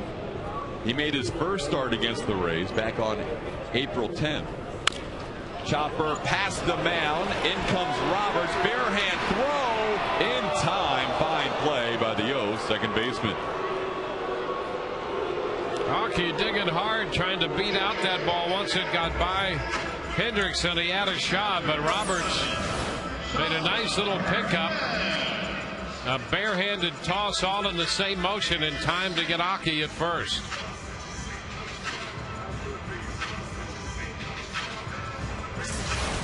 Didn't have time to make the transfer, so he went with the bare hand play and made it for the first out. So Aki retired. That'll bring up Sean Riggins. Riggins getting just his second start of the year behind the plate. Takes a pitch for a called strike, 0-1.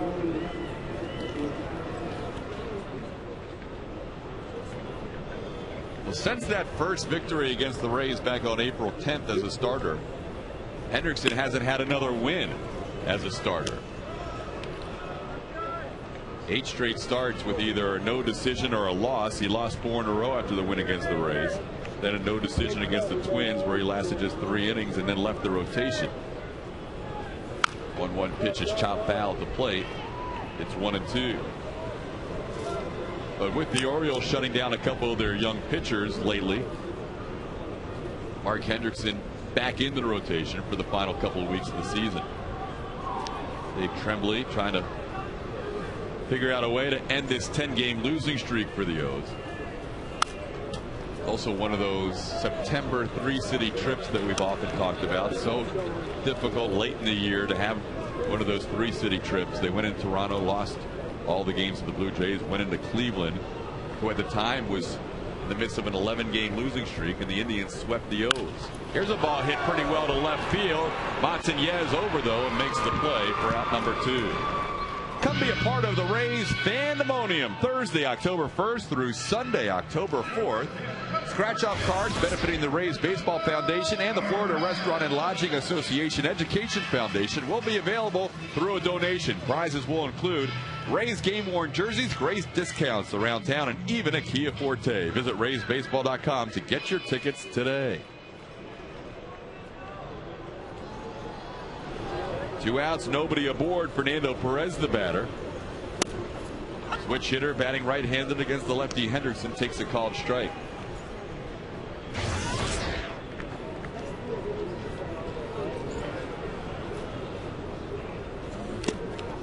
Chases that pitch, 0-2.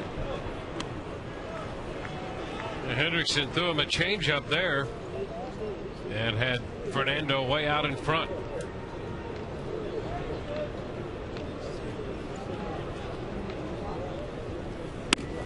Up high with the fastball, 1-2. Hendrickson has not really been stretched out since returning to the rotation. He's made a start where he threw 57 pitches, and then his last start 68 pitches. So he's probably somewhere in the 70s, maybe 80 pitches tonight. The Orioles have plenty of candidates to choose from, as they have 12 guys in their bullpen, just like the Texas Rangers, who the Rays played over the weekend. There you see his pitch total. Maybe another inning or so, depending on how he goes.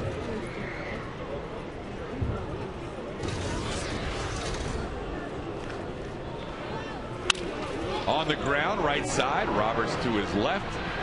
Makes the first and the last out of the inning. So the Rays retired in order. 6 straight sent down by Hendrickson. We head to the 6th, 5-3 up.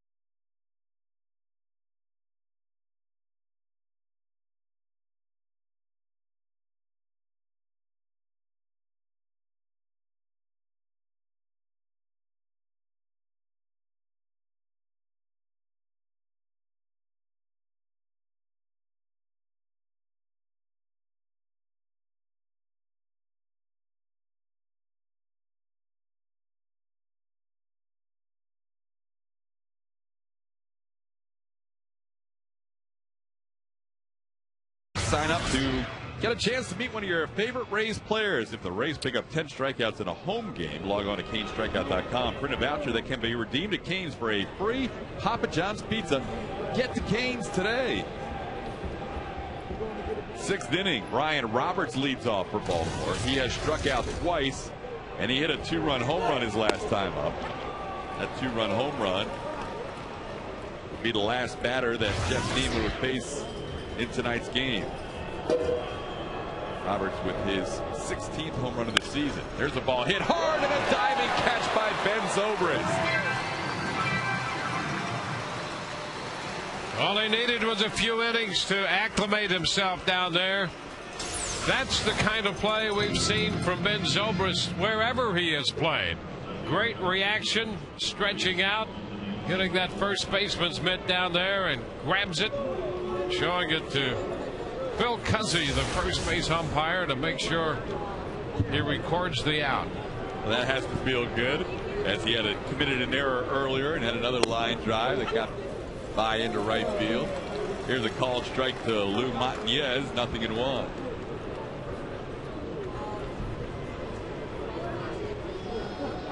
And Zobrist getting a start at first base tonight to add to the positions we saw earlier. He's played just about everywhere but catch and pitch this season, as B.J. Upton puts it away. Montañez is retired for the second out.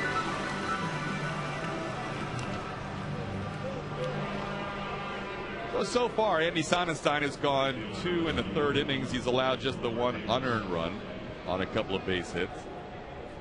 Trying to give the Rays a chance to come back against the Orioles as Nick Markakis digs in. This has been an Orioles team that all through September has given up a lot of runs out of their bullpen, and especially during this 10-game losing streak. So the Rays still with 4 at bats to go, only down 2. Yeah, well, that's why they would love to have worked the pitch count on Hendrickson a little more than they have to try to get into that bullpen. Pitches inside and low to Markakis, 2-0. Hendrickson right at 64 pitches through 5 so far. Probably has at least another inning. Way upstairs, 3-0 the count. Markakis walked, doubled, scored a run, and flied out to center field.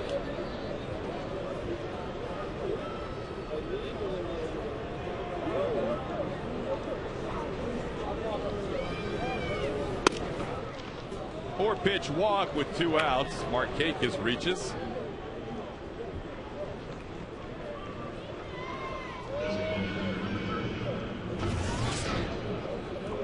So that'll bring up Luke Scott for the Orioles. Scott was the guy who had the hard ground ball to first base that Zobrist couldn't handle. Reached on the error last inning and came around to score. He also scored after drawing a walk.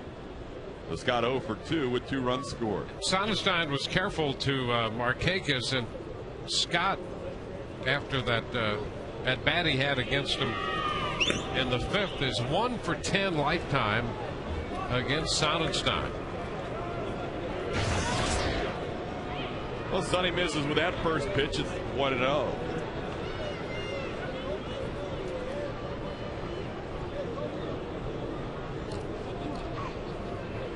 Sonnenstein came on with 1 out in the 4th, worked through the 5th, and now trying to get through the 6th inning.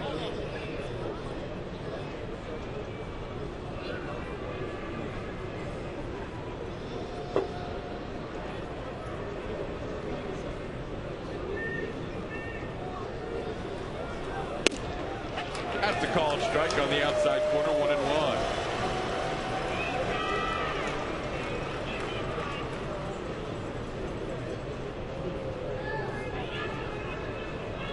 Orioles trailed this game 2-0.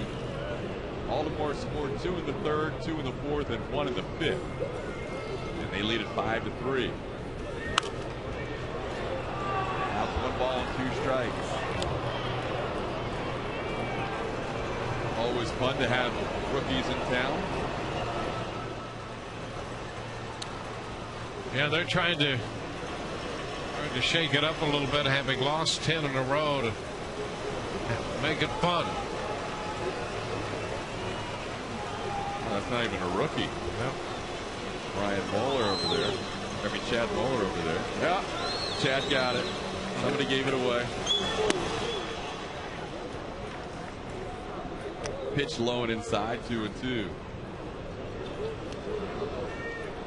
The Orioles struggling a lot here in the second half, just trying to have some fun and finish off strong. They have lost 47 games since the All-Star break and only won 20. 2-2 pitch. Base hit, fair ball down the third baseline. The Rays never expected that out of Luke Scott. Perez will get the ball back in. Holding at third is Markakis. Orioles designated hitter taking one the other way for a 2-out double.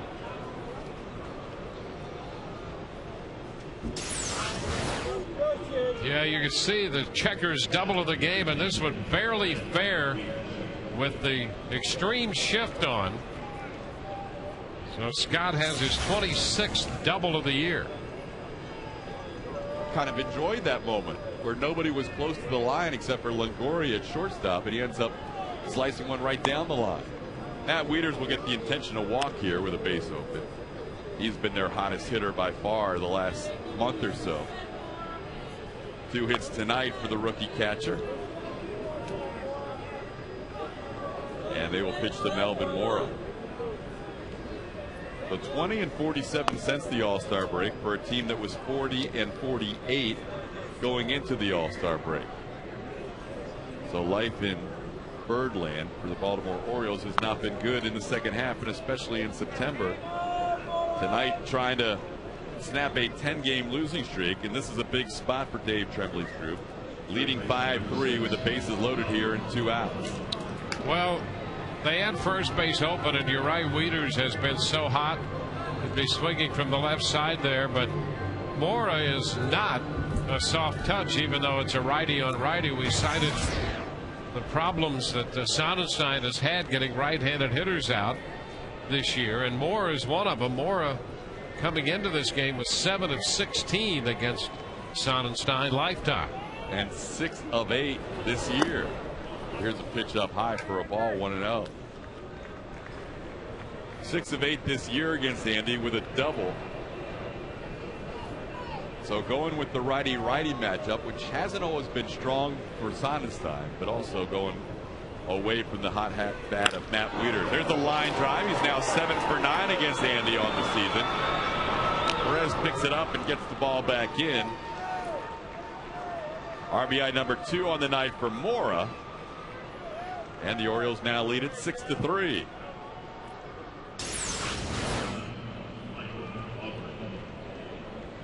Now that ball on the inside part of the plate up, giving Mora a good look, and he just strokes it into left for the RBI single.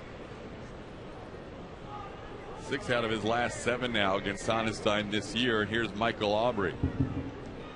So with 2 outs, a walk to Nick Markakis, a double by Luke Scott, an intentional walk to Matt Wieters, and the RBI single by Melvin Mora, and the Orioles lead it 6-3 with a run in each of the last 4 innings. Michael Aubrey trying to get into the hit column tonight. He's the only one in the lineup without a hit to this point. Bounces 1 foul, 0-2. 11 hits for the Orioles as we play here in the 6th inning.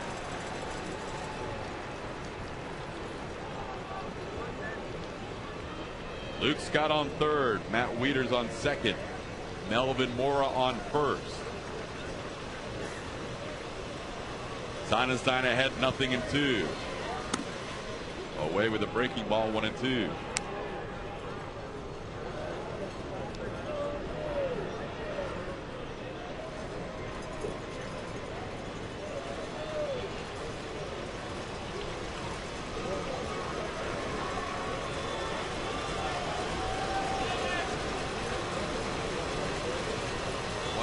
Pitch, rip foul. Just off the facing of the Rays dugout. Because George Hendrick is moving. He's had enough. He's going behind our camera and mic down there. Now he's getting out of the way.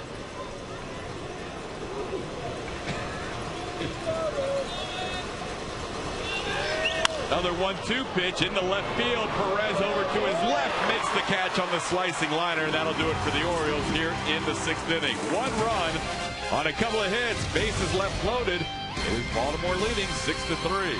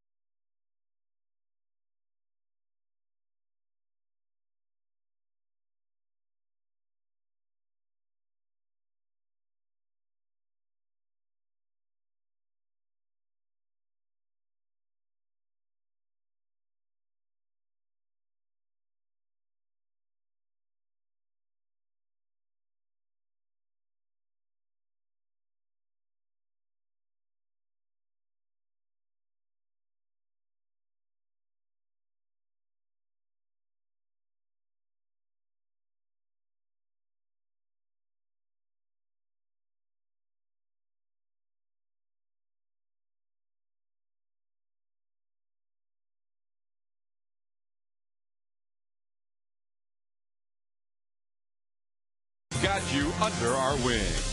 And by Geico, 15 minutes could save you 15% on car insurance. Visit us at geico.com or call 1-800-947-AUTO. Bottom half of the 6th inning. Another father-son combo enjoying a little Rays baseball. That young man's got a glove and he's got a baseball and he's hanging out with Dad. Everything is good.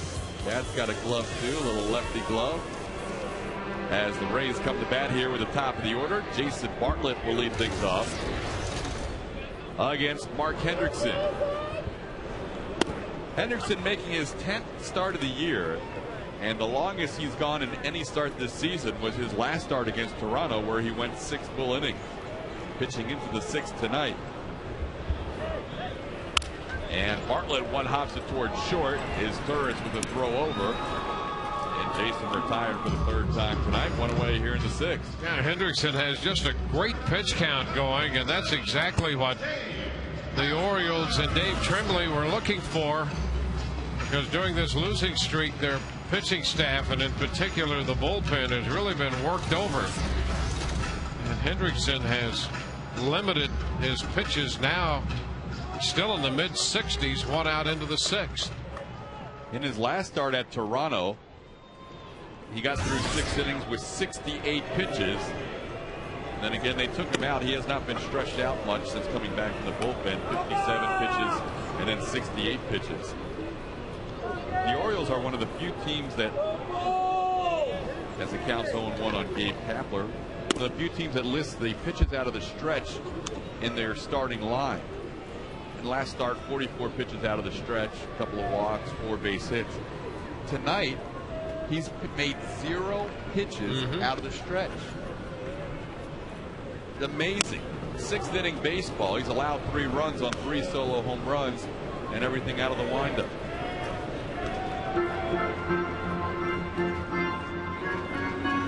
Solo home runs tonight by Gabe Kapler, his first time up. Evan Longoria, his 2nd at bat. Ben Zobrist, his first time up. That's accounted for the Rays scoring in this game. 3 runs on 3 hits and nothing else. Not a hit, not a walk. 2-2 the count on Kapler.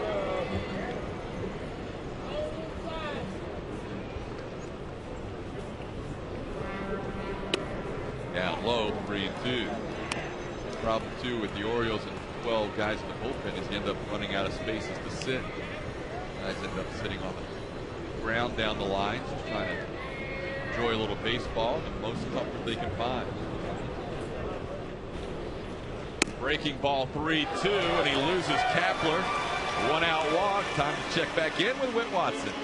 Well, Todd, Evan Longoria did us a favor earlier when he homered. We can update a graphic that we showed you during our Rays Live pregame coverage.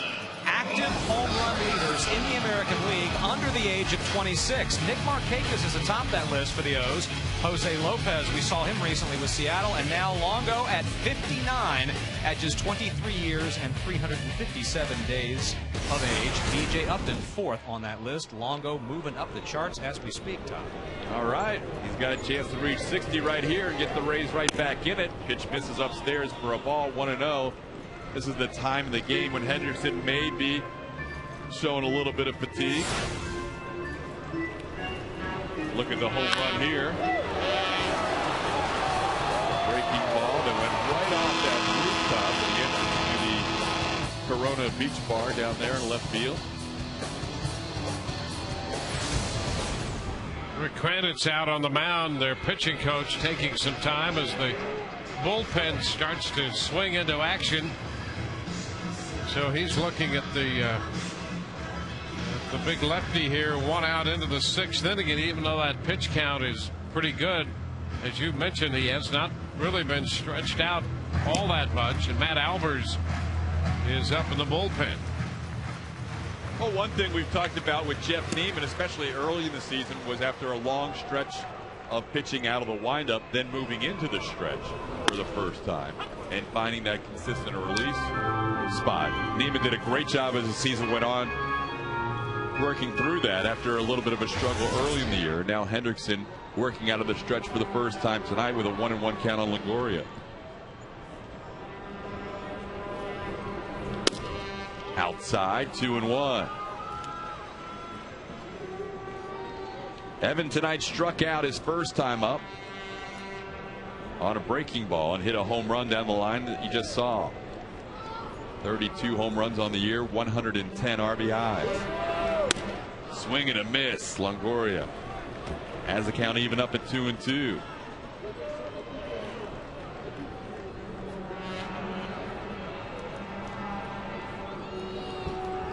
Rays trailing 6-3.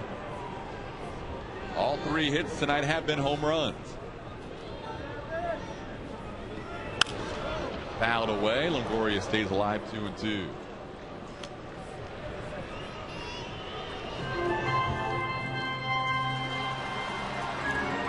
Evan, the hottest hitter in the Rays lineup over the last couple of weeks, hitting over 400, 405 his last 11 games. Trying to dial in a fastball here, 2-2. Stays alive as he fouled off the changeup.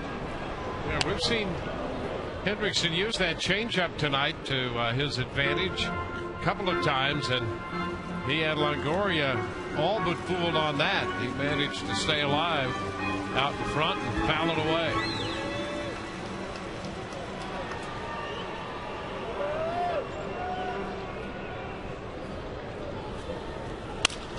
Ground ball towards short as the throw is made to second for one. Really not in time as Turris to Roberts to get Kapler on the fielder's choice. Longoria beats the relay throw, 2 outs here in the sixth. The ball off the bat of Longoria not hit hard enough really to give his Turris a chance to start a double play. He gets it to second and Roberts across the bag, but Longoria beat the play easily back in at first base because the ball was not hit that sharply. So with 2 outs, it gives Ben Zobrist a chance. He hit a home run on the first pitch he saw from Hendrickson tonight. A ball that cleared the right field wall by 1 row. Chops a breaking ball foul, 0-1. Longoria hitting his 32nd home run of the year, and Ben Zobrist hitting his 25th home run of the year. Just over the glove of Nick Markakis and over the wall. Zobrist making his first start ever at first base at the major league level. The last time he started there was in spring training and took a lot of extra ground balls today to get ready.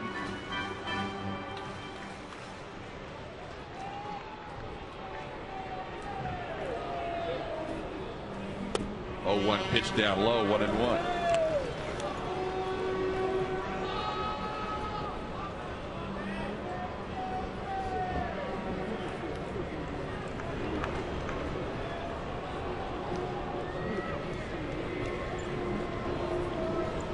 1-1 pitch. Fouled off. Hendrickson probably now in his final inning of work as his pitch counts at 82. So it's been a long time between wins as a starter, going all the way back to April 10th against these Rays. That was his Orioles debut and the last time he won as a starting pitcher for Baltimore.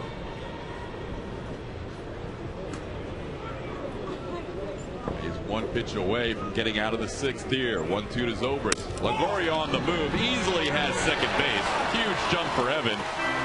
And as he has picked his spots this year, he continues to be perfect in stolen bases. 9 for 9. Take a look at this jump. And Wieters, we've seen him do a good job throwing behind the plate, but no chance there with the great jump. Longoria, as you mentioned, is perfect on the year in the stolen base department. Davey Martinez thinks Evan could end up being a 20 stolen base guy once he learns pitcher's moves a little better. Next pitch on the ground, just fouled down the third base line. Learns the nuances of stealing bases. He's got a.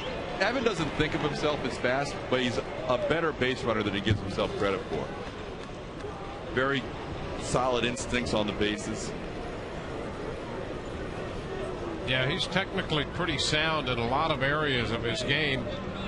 And I really think that's a result of the fact that in high school he wasn't a big prospect. He had to play the game well and learn the finer points of the game. And still, coming up as a rookie a year ago, we saw him do things that other rookies maybe would not do. He had a veteran approach to the little things about the game.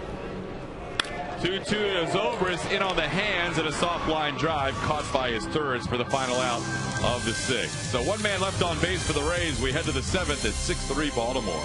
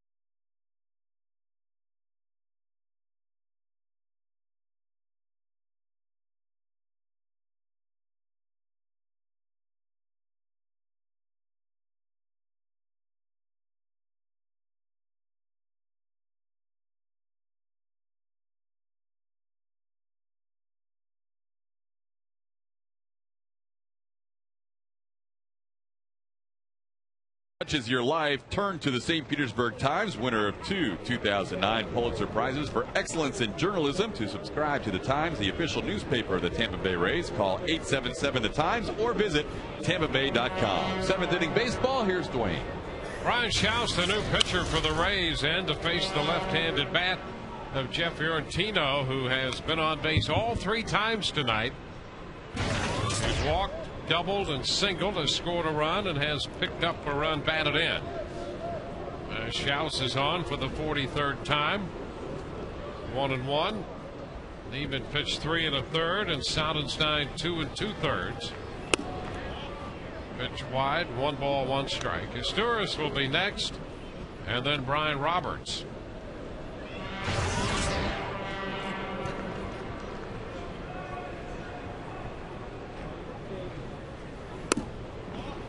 2 balls and a strike. So 4 runs off Neiman, 2 runs off Sonnenstein, 1 of them earned.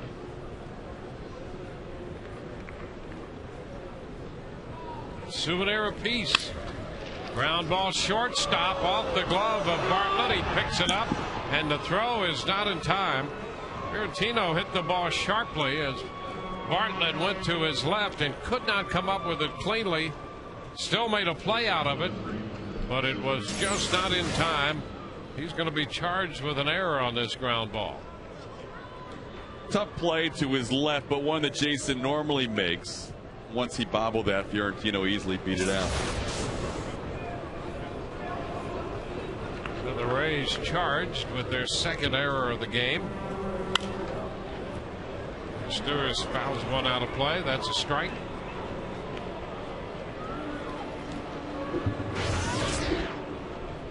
Stewart singled in the 2nd inning as a left-handed hitter.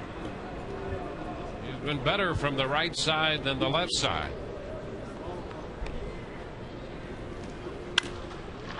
That's outside of first, foul. 0-2.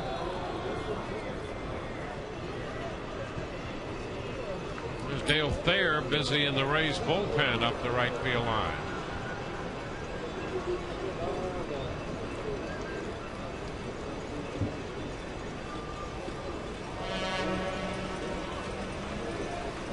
Swing and a foul ball, and that gets a piece of Riggins. That ball ricocheting up the right side, but I think that's a foul ball. Schaus wasn't sure, and just to be safe, he went after that ball, but it is a foul ball.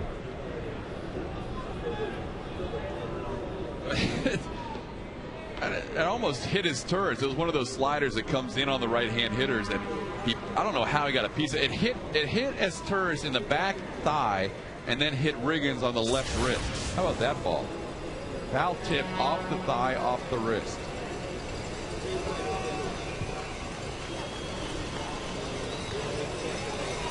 Swing and a miss. He's out in front. And Esturris is the first out here in the 7th. A good pitch here from Schaus. He struggled at times against righties, and he gets that slider back door as Esturris has to protect the plate with 2 strikes. Ends up swinging through it. So the runner still at first with 1 out. We go to the top of the order. Brian Roberts. Roberts has a home run that came in the 4th inning from the left side. 15 of his 16 home runs have come as a left-handed hitter. 1 ball, no strikes, and so he faces Schaus here as they turn him around.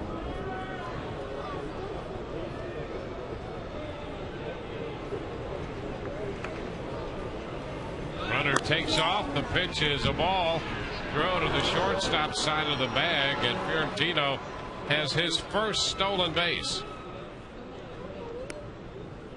Well, we mentioned it earlier. The Orioles are last in the American League in steals, but they may take a couple chances tonight just to see what Sean Riggins can do, as he has not started back there for the Rays since April. That throw had a little cut action to it from Riggins as it kind of drifted towards the shortstop side.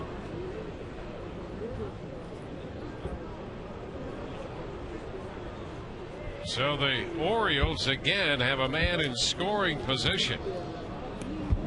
They not only have had runners on base in every inning, they've had men in scoring position in every inning, and they've scored consistently down the middle in each of the last 4 innings. 3-0 now, the count to Roberts. They put 2 up in the 3rd, 2 up in the 4th, and single runs in the 5th and 6th innings. Fiorentino swiped the base, and now he's in scoring position. That's a strike to Roberts. 3-1.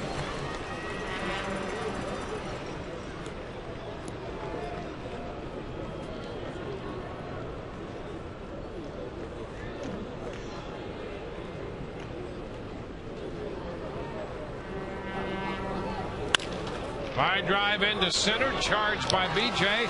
Snap throw back to second after the catch. And back in safely, Ferentino, as Roberts lines to center. That'll be the second out. And now Joe Madden comes out of the dugout with Montanez due up. Madden has the bullpen busy. He's going to call for the right-hander Dale Thayer. So we'll be back with the new Rays pitcher in a moment.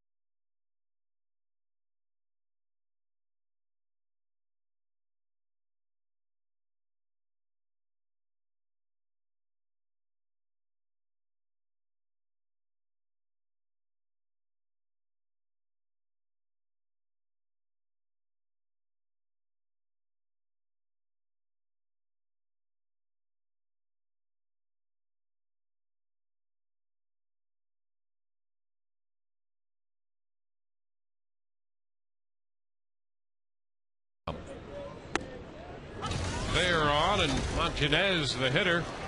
First pitch is a fastball. That's in there for a strike.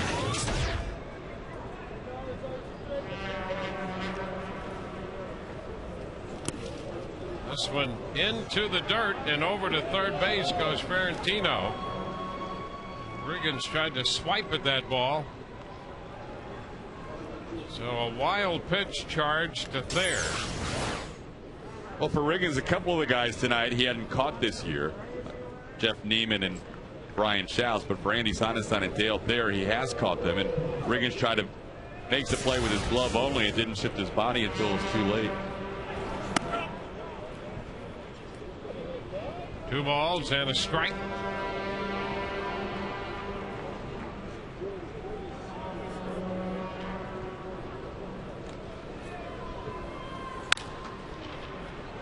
Lifted toward the right field line. Kapler's there. He makes the catch, and that will retire the side. They leave a man. We go to the bottom of the 7th.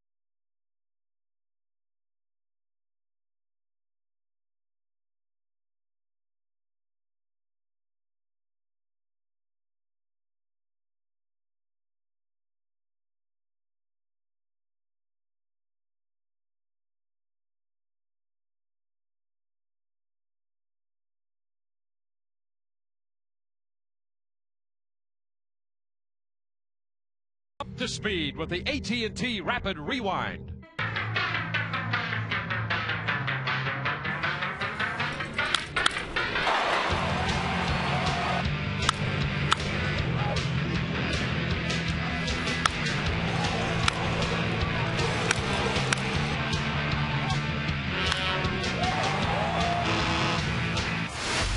AT&T, the nation's fastest 3G network. AT&T, your world delivered. B.J. Upton leads off against Matt Albers, who throws him a breaking ball for a strike. Bottom of the 7th inning is underway. Fastball down, 1-1. The Rays trail now 6-3.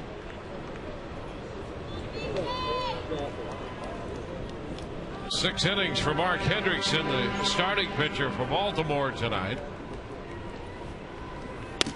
The Rays got 3 runs off him, all coming on home runs. Missed 3 hits. He walked a man, struck out 3, made 85 pitches, and now Matt Albers.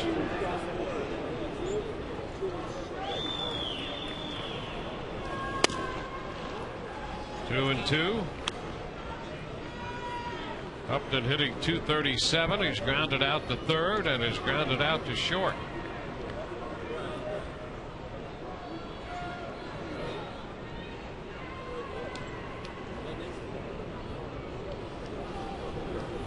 Ground ball chopped down to third base. Mora has this one. So for the second time tonight, Upton is out, third to first.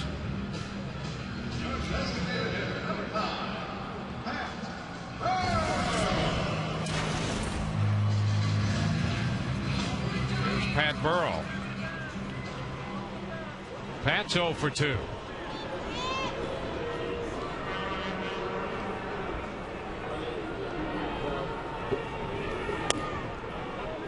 Pitch is down. 1 ball, no strikes.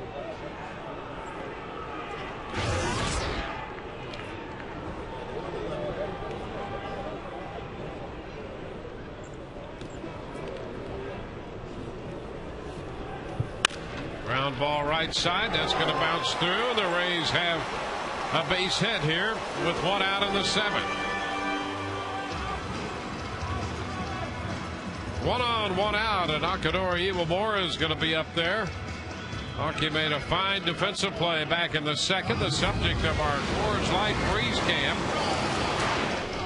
Martinez hit this liner up the middle, and a nice grab to retire the side, stranding the bases loaded. That's our Frost Brewed Coors Light freeze can.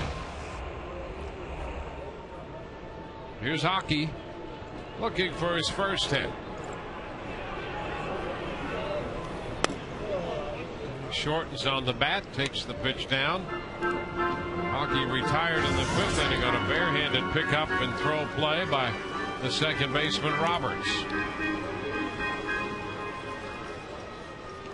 That strikeout was a call third strike in the 2nd. 1-1. This is the part of the Orioles team that has been struggling lately. As a team, they haven't had a very good final month, but especially the bullpen.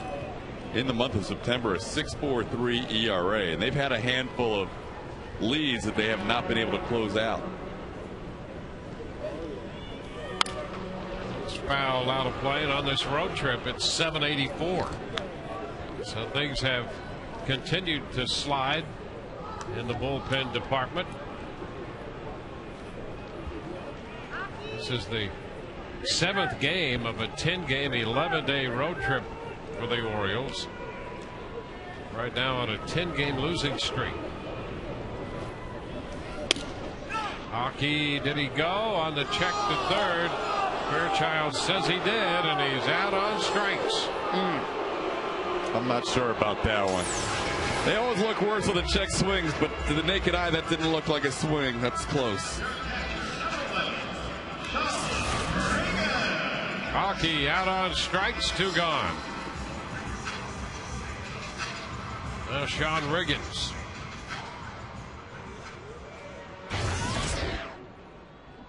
Sean gets his first look ever at Matt Albers. making his second start of the year. He's 0 for 2 tonight. And a big cut on the fastball. Strike one. Riggins hasn't been cheated out of his swings tonight. He is not sure when his next start's going to come, so when he gets a pitch to hit, he has been unleashing with big swings.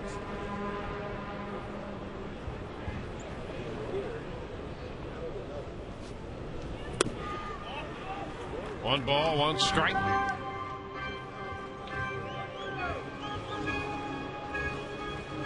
Alberto Castillo, the lefty, down in the bullpen for Baltimore.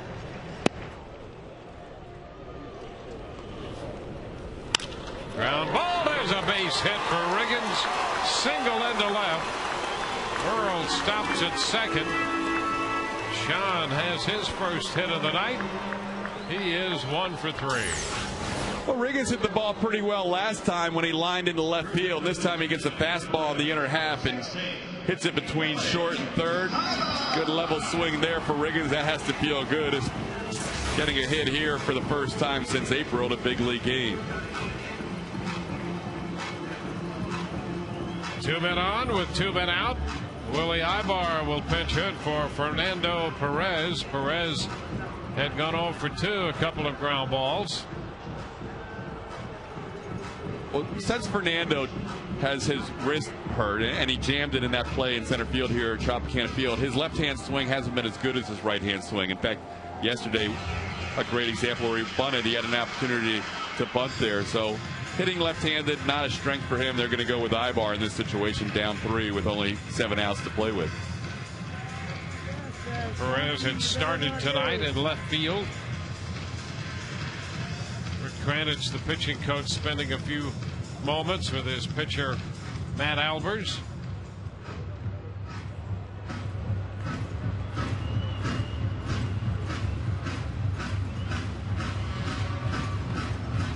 And here is Ibar.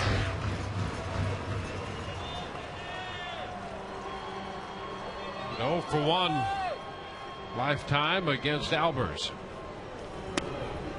The pitch is too low. 1 ball, no strikes. Willie has some pop in that bat.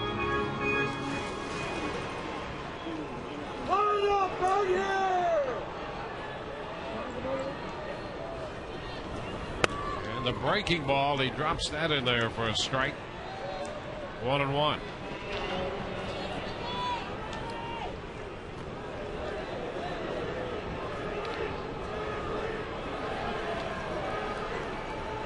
The pitch. It's low. 2 balls, 1 strike. Braves haven't had a ton of success this year pinch hitting. Just 17 hits and 113 at bats, a 150 average. But 6 of those 17 hits have been home runs. The 2-1 pitch.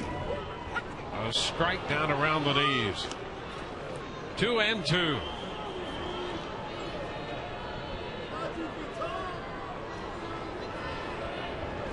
Albers recalled for the 4th time this year from the minor leagues to start the month of September. There's a drive, high and deep, and gone. Home run, a pinch hit home run for Willie Ibar. It comes on a 2-2 pitch, and this game is tied. How about that for Ibar? That'll be our M. Scott replay as Ibar tees off. He gets a breaking ball here, 2-2. Slider that hangs a little bit higher than maybe Albers wanted, right into the nitro zone for Ibar. His first pinch hit home run of the year, and what a spot, turning a 3-run deficit around on 1 swing. For the Rays tonight, their 4th home run of this game. Well, Joe Madden goes for the pinch hitter and on a 2-2 pitch. Ibar makes it pay off. So the game all even now, and that's going to be it for Albers.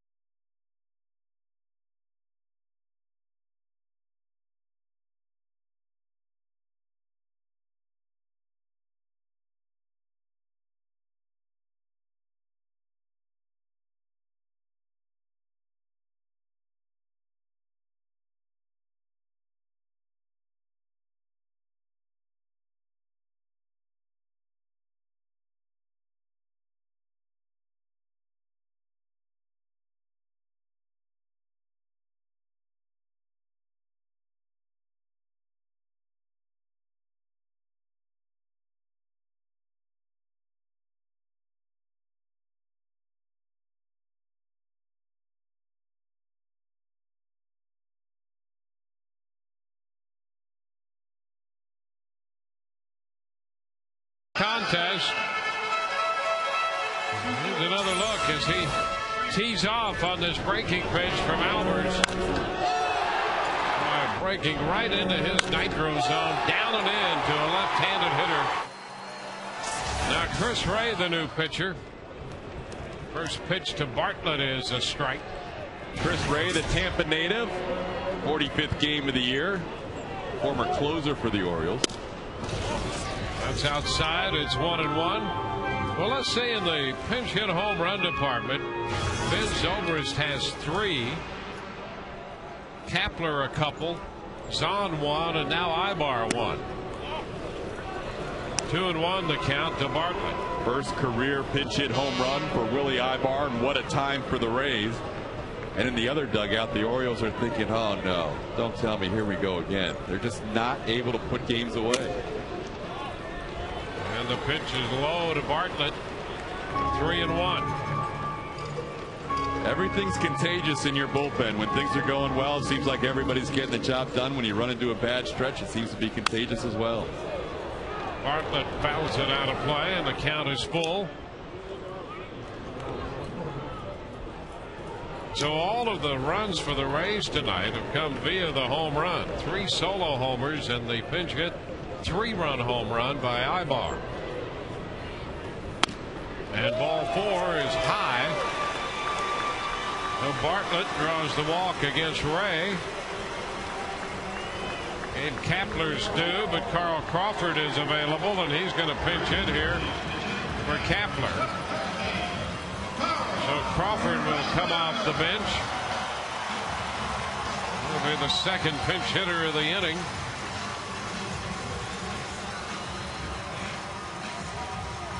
Not a lot of pinch hit opportunities for Carl this year.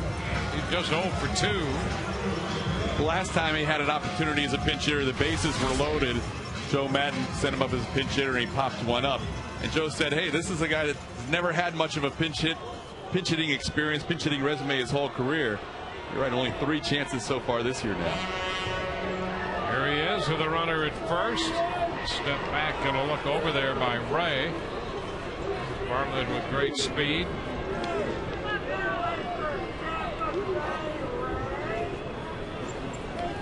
There goes Bartlett. The pitch is a ball and the throw. Not in time. He got in there head first under the tag. Nestoris took the throw, and Bartlett swipes his 27th base of the year. Pretty good quick release by Wieters. If it throws a little down, they get Bartlett. Instead, Nestoris has to bring the ball down. You can see if this throws a little bit down, knee high, Jason's out. Instead, by the time Nestoris brings it down, he's in there safely. Pitch is low. 2-0.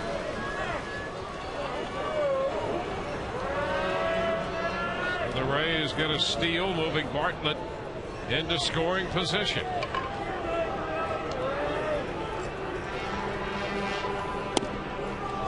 Carl takes ball 3.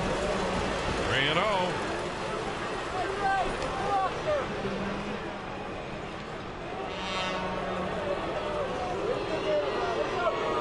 And they're going to go ahead and walk him. So Crawford receives what turns out to be an intentional walk. 2 men on. And Evan Longoria is on his way to the plate. Evan is 1 for 3 off Ray. Even though it was only the 4th pitch, I've got to think that's the first time there's been an intentional walk in front of Evan Longoria this year. So Longoria, who homered in the 4th inning, up here in the 7th. The pitch is a strike. Ray now has given up a couple of bases on balls. Great speed on the bases. Tapped foul. Third base side and grabbed by Tom Foley, advancing the count to 2 strikes.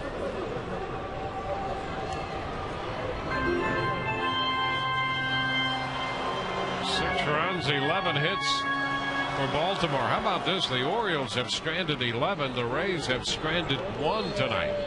2 men on now. And a swing and a foul-tipped strikeout retires the side. Rays leave a pair, but they score 3 on the pinch hit home run by Willie Ibar.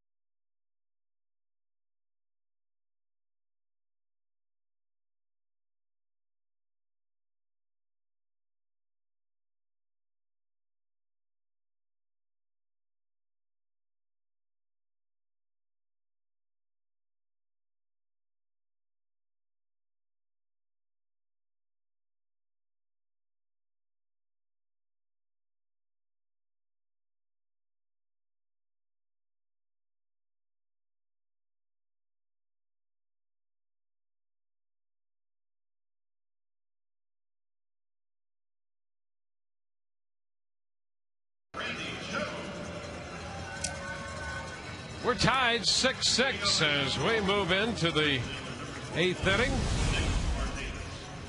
Time for the Stay in the Game hold of the day, brought to you by Just for Men Hair Color. I think we've seen the hold of the day, and the Rays hold leaders. Balfour has 18, Wheeler 16, and Shouse with 10. As middle relievers keep their teams in the game, you too can stay in the game with Just for Men Hair Color. It's a pretty good hold right there.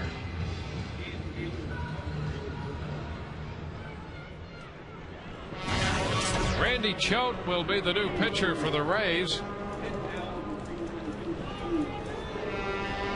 Choate, the 5th Rays pitcher, as he faces Markakis. The pitch is inside. 1-0. Other changes for the Rays defensively as a result of the pinch hitters. Carl Crawford goes in to play left field. Over in right, Ben Zobrist moving out from first base. Willie Ibar's in the game at first. 2-0 the count to Markakis.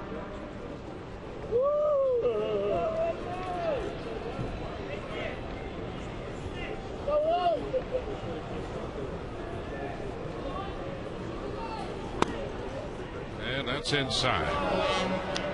And Choate misses to Markakis on the first 3 pitches. This is the guy you want to get for Randy Choate, not only the leadoff hitter, but the other 2 guys behind Markakis have pretty good success against Randy. And he walks him on 4 pitches. Markakis goes to first. Let's check in with Whit Watson now. Dwayne, while we have the opportunity, a reminder for fans that the Rays postseason specials coming up next month on both Sun Sports and on Fox Sports Florida, and you have a say as to what goes into that show. Ask.therays@fox.com or go to the websites sunsportstv.com or fsfloриdatv.com. Click on Ask the Rays. What are your favorite moments from the 2009 season? Send them in. You may see them on our postseason special coming up next month. We'll go back upstairs. All right, thank you, Whit. Luke Scott takes that first pitch way inside and Todd, Choate has had some problems getting Scott out in the past. Well, 3 hits and 4 at bats for Luke Scott, and then the guy on deck, who's normally a better left-hand hitter, Matt Wieters, hit a home run against him the opposite way here at Tropicana Field and is lone at bat against him. So getting Markakis would have been key in this inning, and now Randy's missed with 5 straight to start the 8th.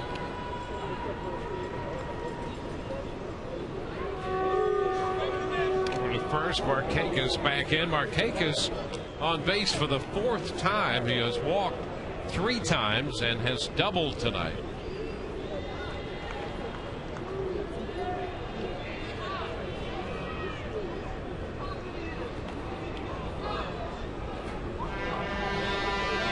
The 1-0 pitch. It's a strike. 1-1. Scott has been on 3 times with a walk, reached on an error, and doubled. He scored a couple runs. Lance Cormier has joined Dan Wheeler in the Rays bullpen. And a popper on the left side. Bartlett out after this one, and he's got it. So they get Scott.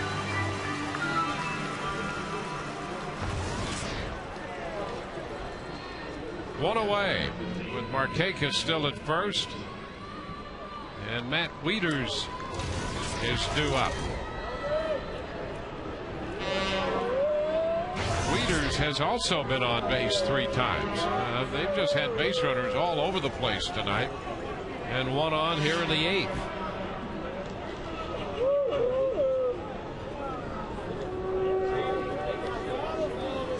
Wieters hits one down the right field side toward the line, hustling over Zobrist, but it's foul and out of play.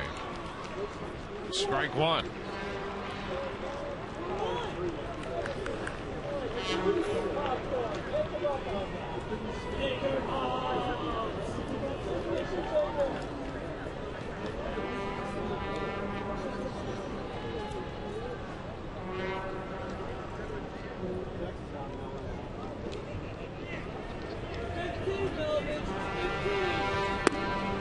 Strike 2.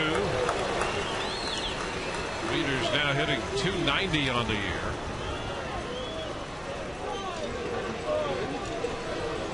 He decided a game up in Baltimore with a walk-off home run and a 4-2 win. Lines it into left. That's going to fall for a base hit. Crawford cuts it off. He'll hold Markakis to second base. And Wieters is on for the 4th straight time. Well, Choate on to face the 2 lefties and then keep Wieters hitting right-handed. He's now 2 for 2 against Choate. A little slider that was on the inner half of the plate. Wieters has been a hot hitter lately. He was able to rip that into left. So Joe Madden comes out after this base hit. The Orioles have put a couple men on base. The call will go to the bullpen.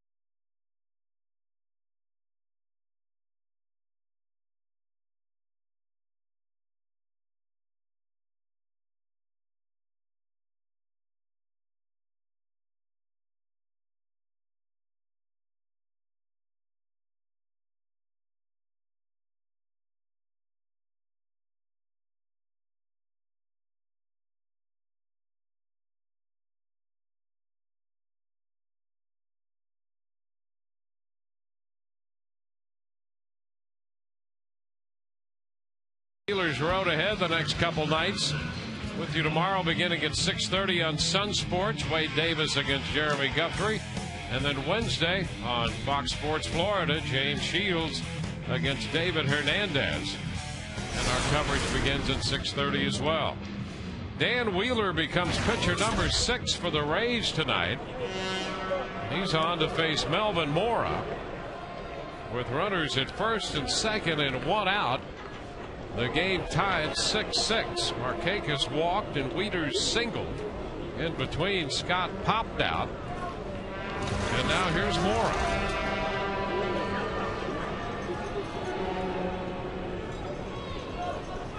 Mora has a couple of runs batted in. 2 separate RBI singles in this game. He fouls it back. Strike 1. He took a big cut at an opening fastball. Strike 1.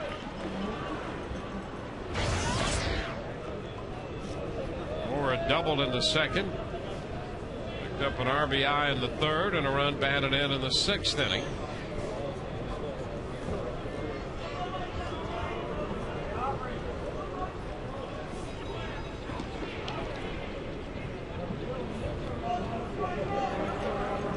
Tied it with 3 in the bottom of the 7th, and the Orioles threatened in the 8th. And a high, long foul ball down the left side.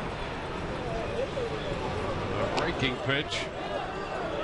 The count goes to 0-2. Breaking pitch just in enough. She's happy to have a souvenir. Just as long as it's foul. Yeah, it seems like the Orioles all night long have just had runners on, and the Rays have been pitching out of trouble. Baltimore has scored 6, but they feel like they've had an opportunity for a lot more.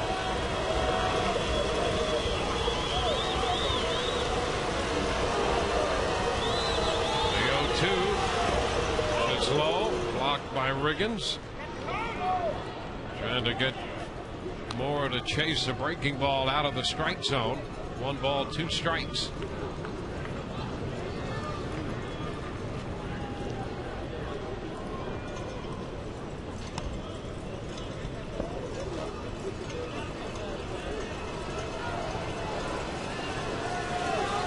Markakis on second, Wieters at first.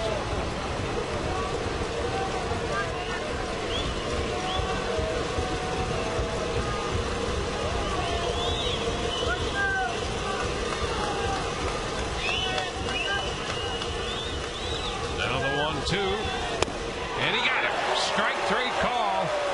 Fastball at the knees. And Mora is caught looking. Good little tail action on this fastball at the knees, high enough for a called strike. Mora didn't like the call, but you'll see it right here. That's a cross. Perfect pitch by Dan Wheeler. So Wheeler gets the strikeout of Mora. Madden comes out to make another pitching change. We'll be back with Lance Cormier on in a moment.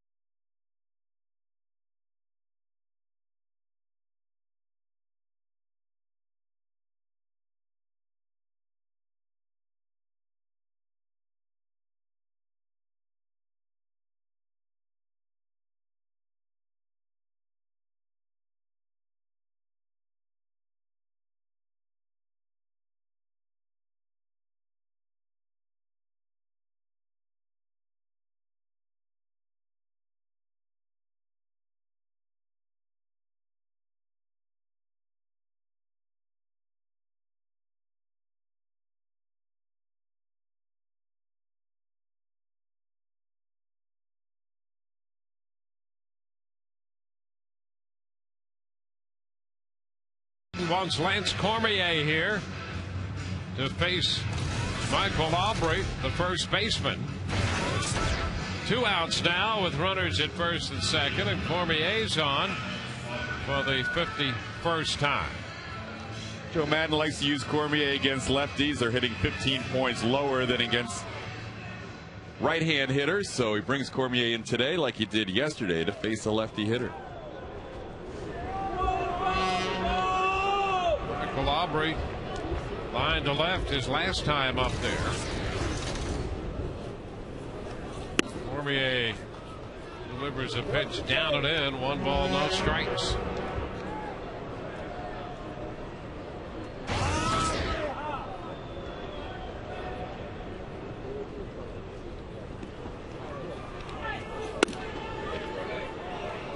Fastball just off the plate in, not by much, and the count is 2-0.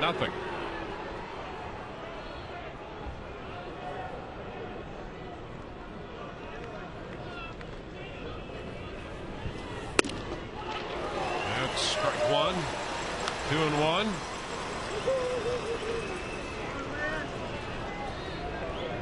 There's Wieters at first, and down at second, Nick Markakis.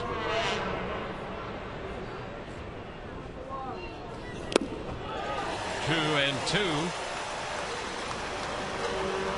That evens the count. Just with a couple breaking balls, and has come back to get strikes on the fastball.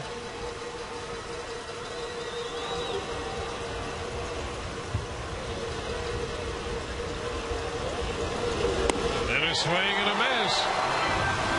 So he strikes out Aubrey to retire the side.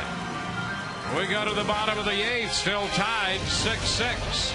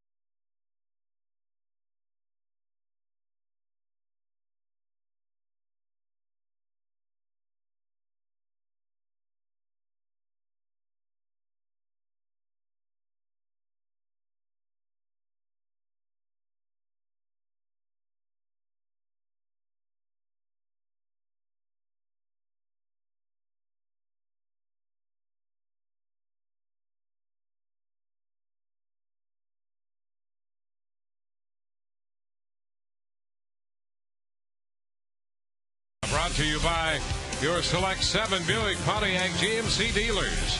By Amscot, you're okay with us. And by Tobacco Free Florida. Tobacco Free Florida wants you to be tobacco free. Visit tobaccofreeflorida.com for more information.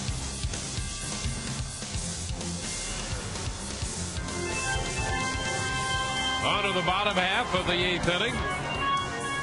And he's holding on to that baseball.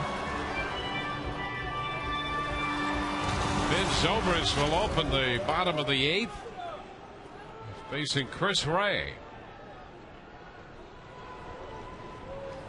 And he swings and hits one deep into right center field.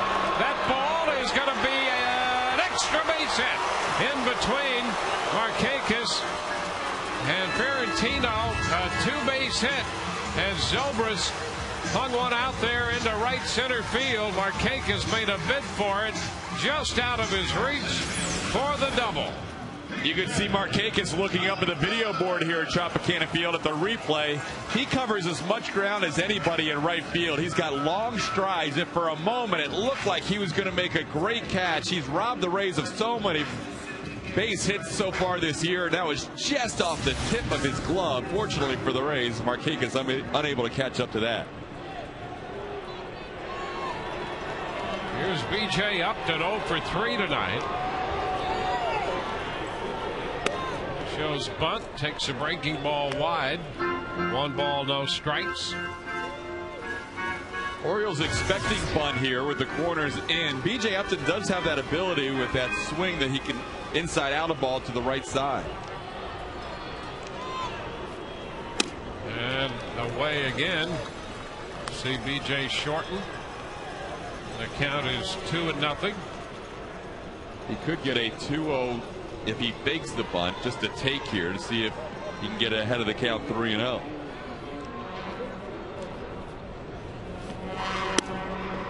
That's a strike on the corner. 2-1.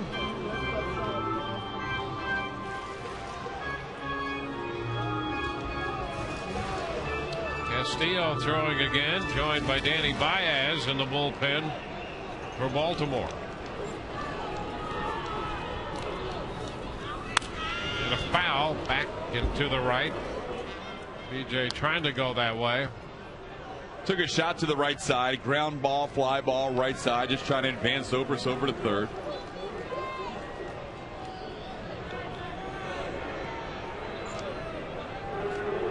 Two. And a little tap third base side.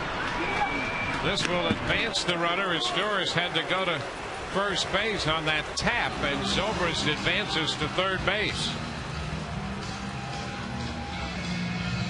So the Rays get the runner over. He ended up pulling it, but he hit it soft enough that it was effective in moving the runner along. Good job by Zobrist for the read there off the bat that it was going to be a slow hit ground ball that he could move over to third. So with a man at third and 1 out, Pat Burrell is due. Dave Tremblay out of the dugout, and he's going to make a call to the bullpen for Baltimore. We'll be back with Danny Baez in the game in a moment.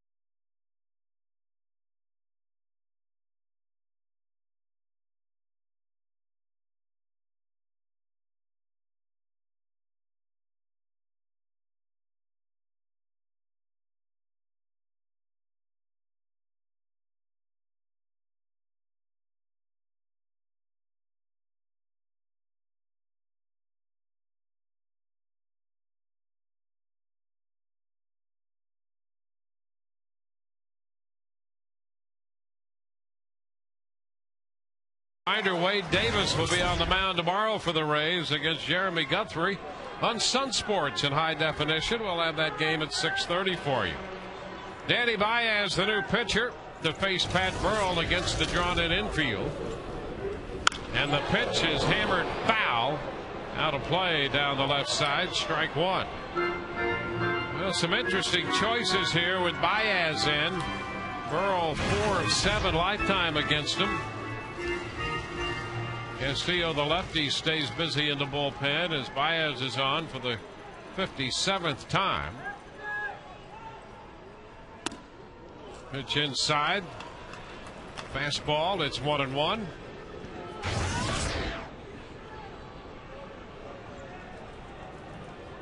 This year for Baez, a lot about regaining arm strength and getting back into the swing of things out of the bullpen.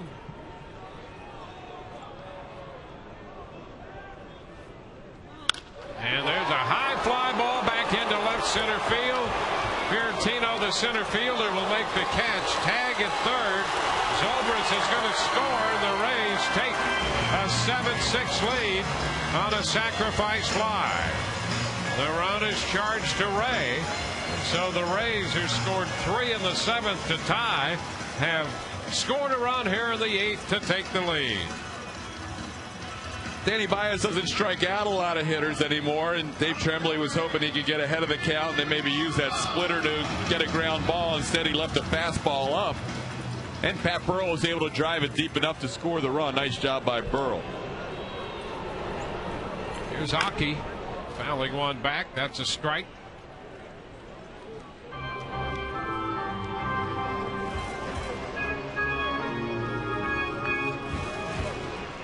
So the RBI for Burrell is 63rd of the year. That's the difference in the game right now.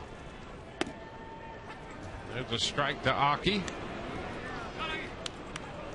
0-2. And no movement in the Rays bullpen, so at least for now, it appears that Lance Cormier is going to get a chance to pitch to the ninth.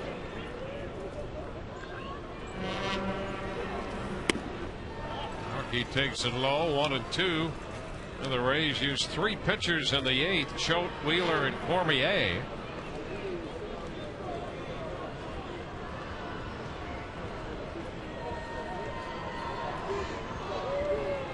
The 1-2 upstairs. 2 balls, 2 strikes.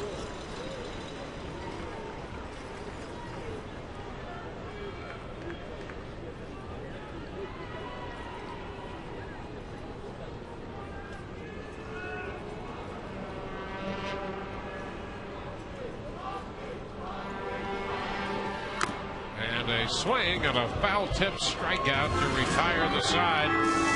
We're at the end of 8th. The Rays have scored the go-ahead run. They lead 7-6.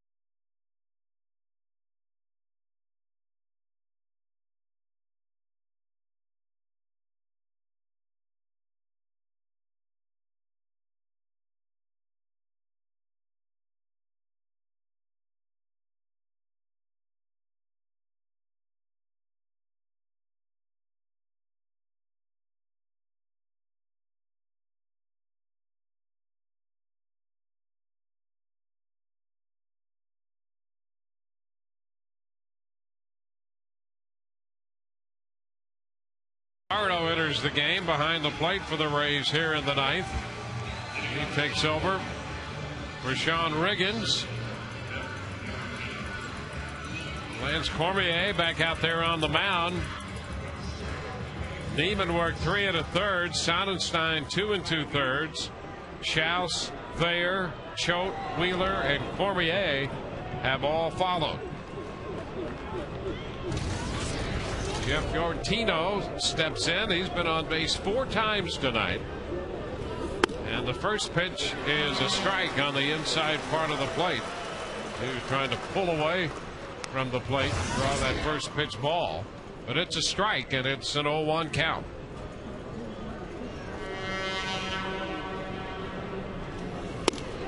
Wave and a miss at the breaking ball. 0-2.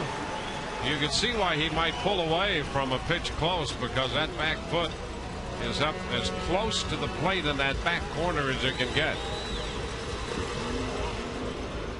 1 ball, 2 strikes. He walked in the second, doubled and scored in the fourth, single home a run in the fifth, reached on an error in the 7th inning, and now it's a 1-2 count facing Lance Cormier in the 9th.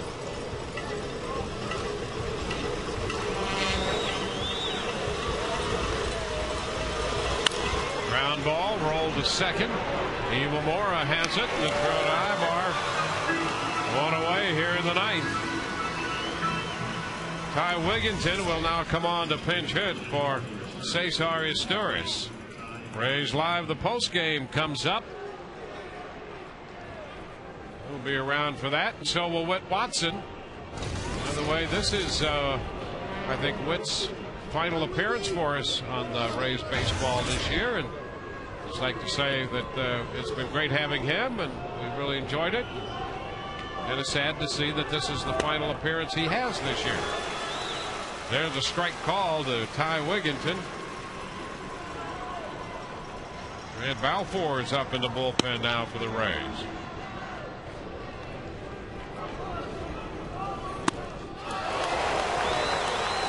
0-2. Just looking ahead, I'm trying to think along with Joe. I think he may have Balfour up for Lou Montañez. I think you're going to see Cormier obviously here on Wigginton and then against Brian Roberts as well. So maybe Balfour if a runner gets on after Roberts.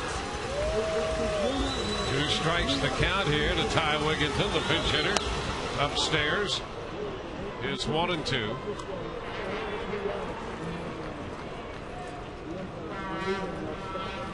Well, the Orioles have had runners all over the bases tonight. And the fly ball into right. Zobrist trying to hustle it down. He got it. Ben Zobrist took a step in and then had to cut back and make up for that. And he got there just in time to haul it in. 2 gone. Not bad for a first baseman. Ben Zobrist starting the game at first, moves to right field. The guy can play everywhere. Ty Wigginton 3 for 6 against Cormier, bidding for an extra base hit. And Zobrist robs him with a nice catch in right field, heading towards the corner. Nothing but great effort again from Ben Zobrist. Now here's Brian Roberts.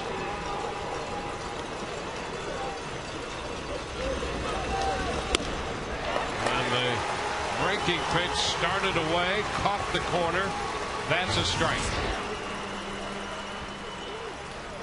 The Rays pitching staff has not had a 1-2-3 inning tonight. And there's a shot down the right side, back toward the corner. That's a foul ball. Just foul down the right field line. Boy, you talk about a showstopper. Well, 2 at-bats ago, Roberts hit a home run against Cormier. He's 3 for 5 in his career with a home run. And he tried to make it 2 in the last 3 at-bats against Lance. He got a slider in on the hands, and he pulled it just foul. That had to be less than 5 feet away from tying that game up.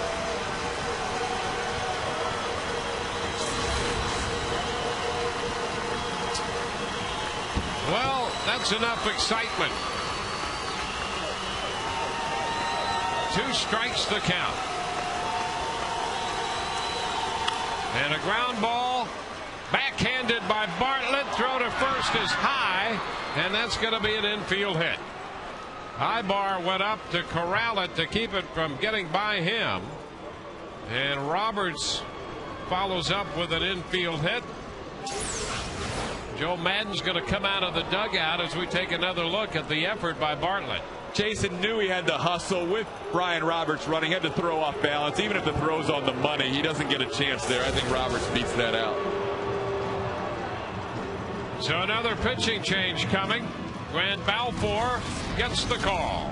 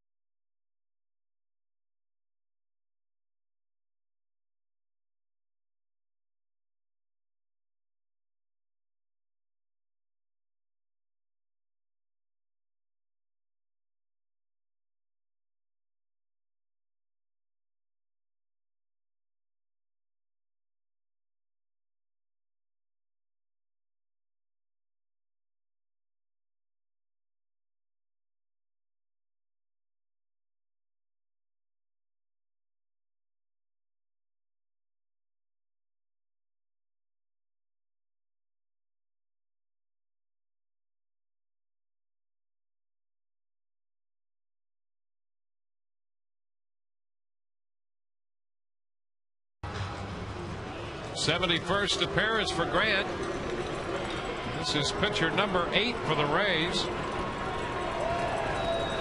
Lou Montanez is the hitter with Roberts at first and 2 outs in the ninth.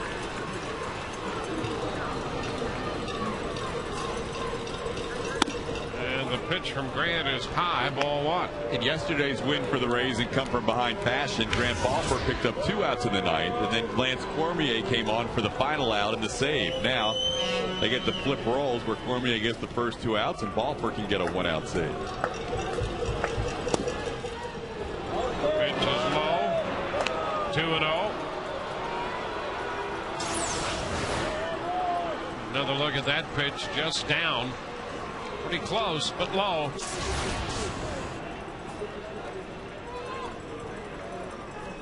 Two-0 pitch. Swing and a miss. A fastball. And Montanez took a big cut. 2-1. 2-0 pitch, and he's looking fastball. He gets fastball. Probably left the zone a little bit. That was a little up high, but looked good to Montanez. Over to first. Runner back in. The ball popping away from Ibar. This game has everybody's attention in the stadium, but especially section 145 in left field. Everybody standing out there in high anticipation of the final out.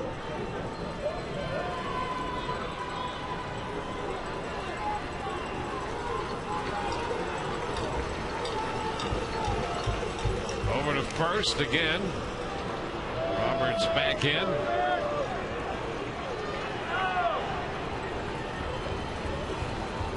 That section is enthralled with this game. Everybody's standing, not one person in their seat. Runner takes off. The pitch is fouled out of play. 2-2.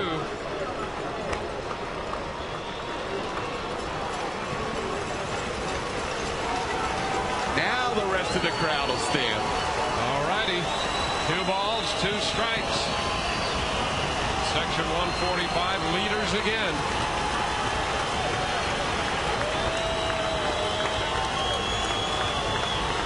Montanez waits.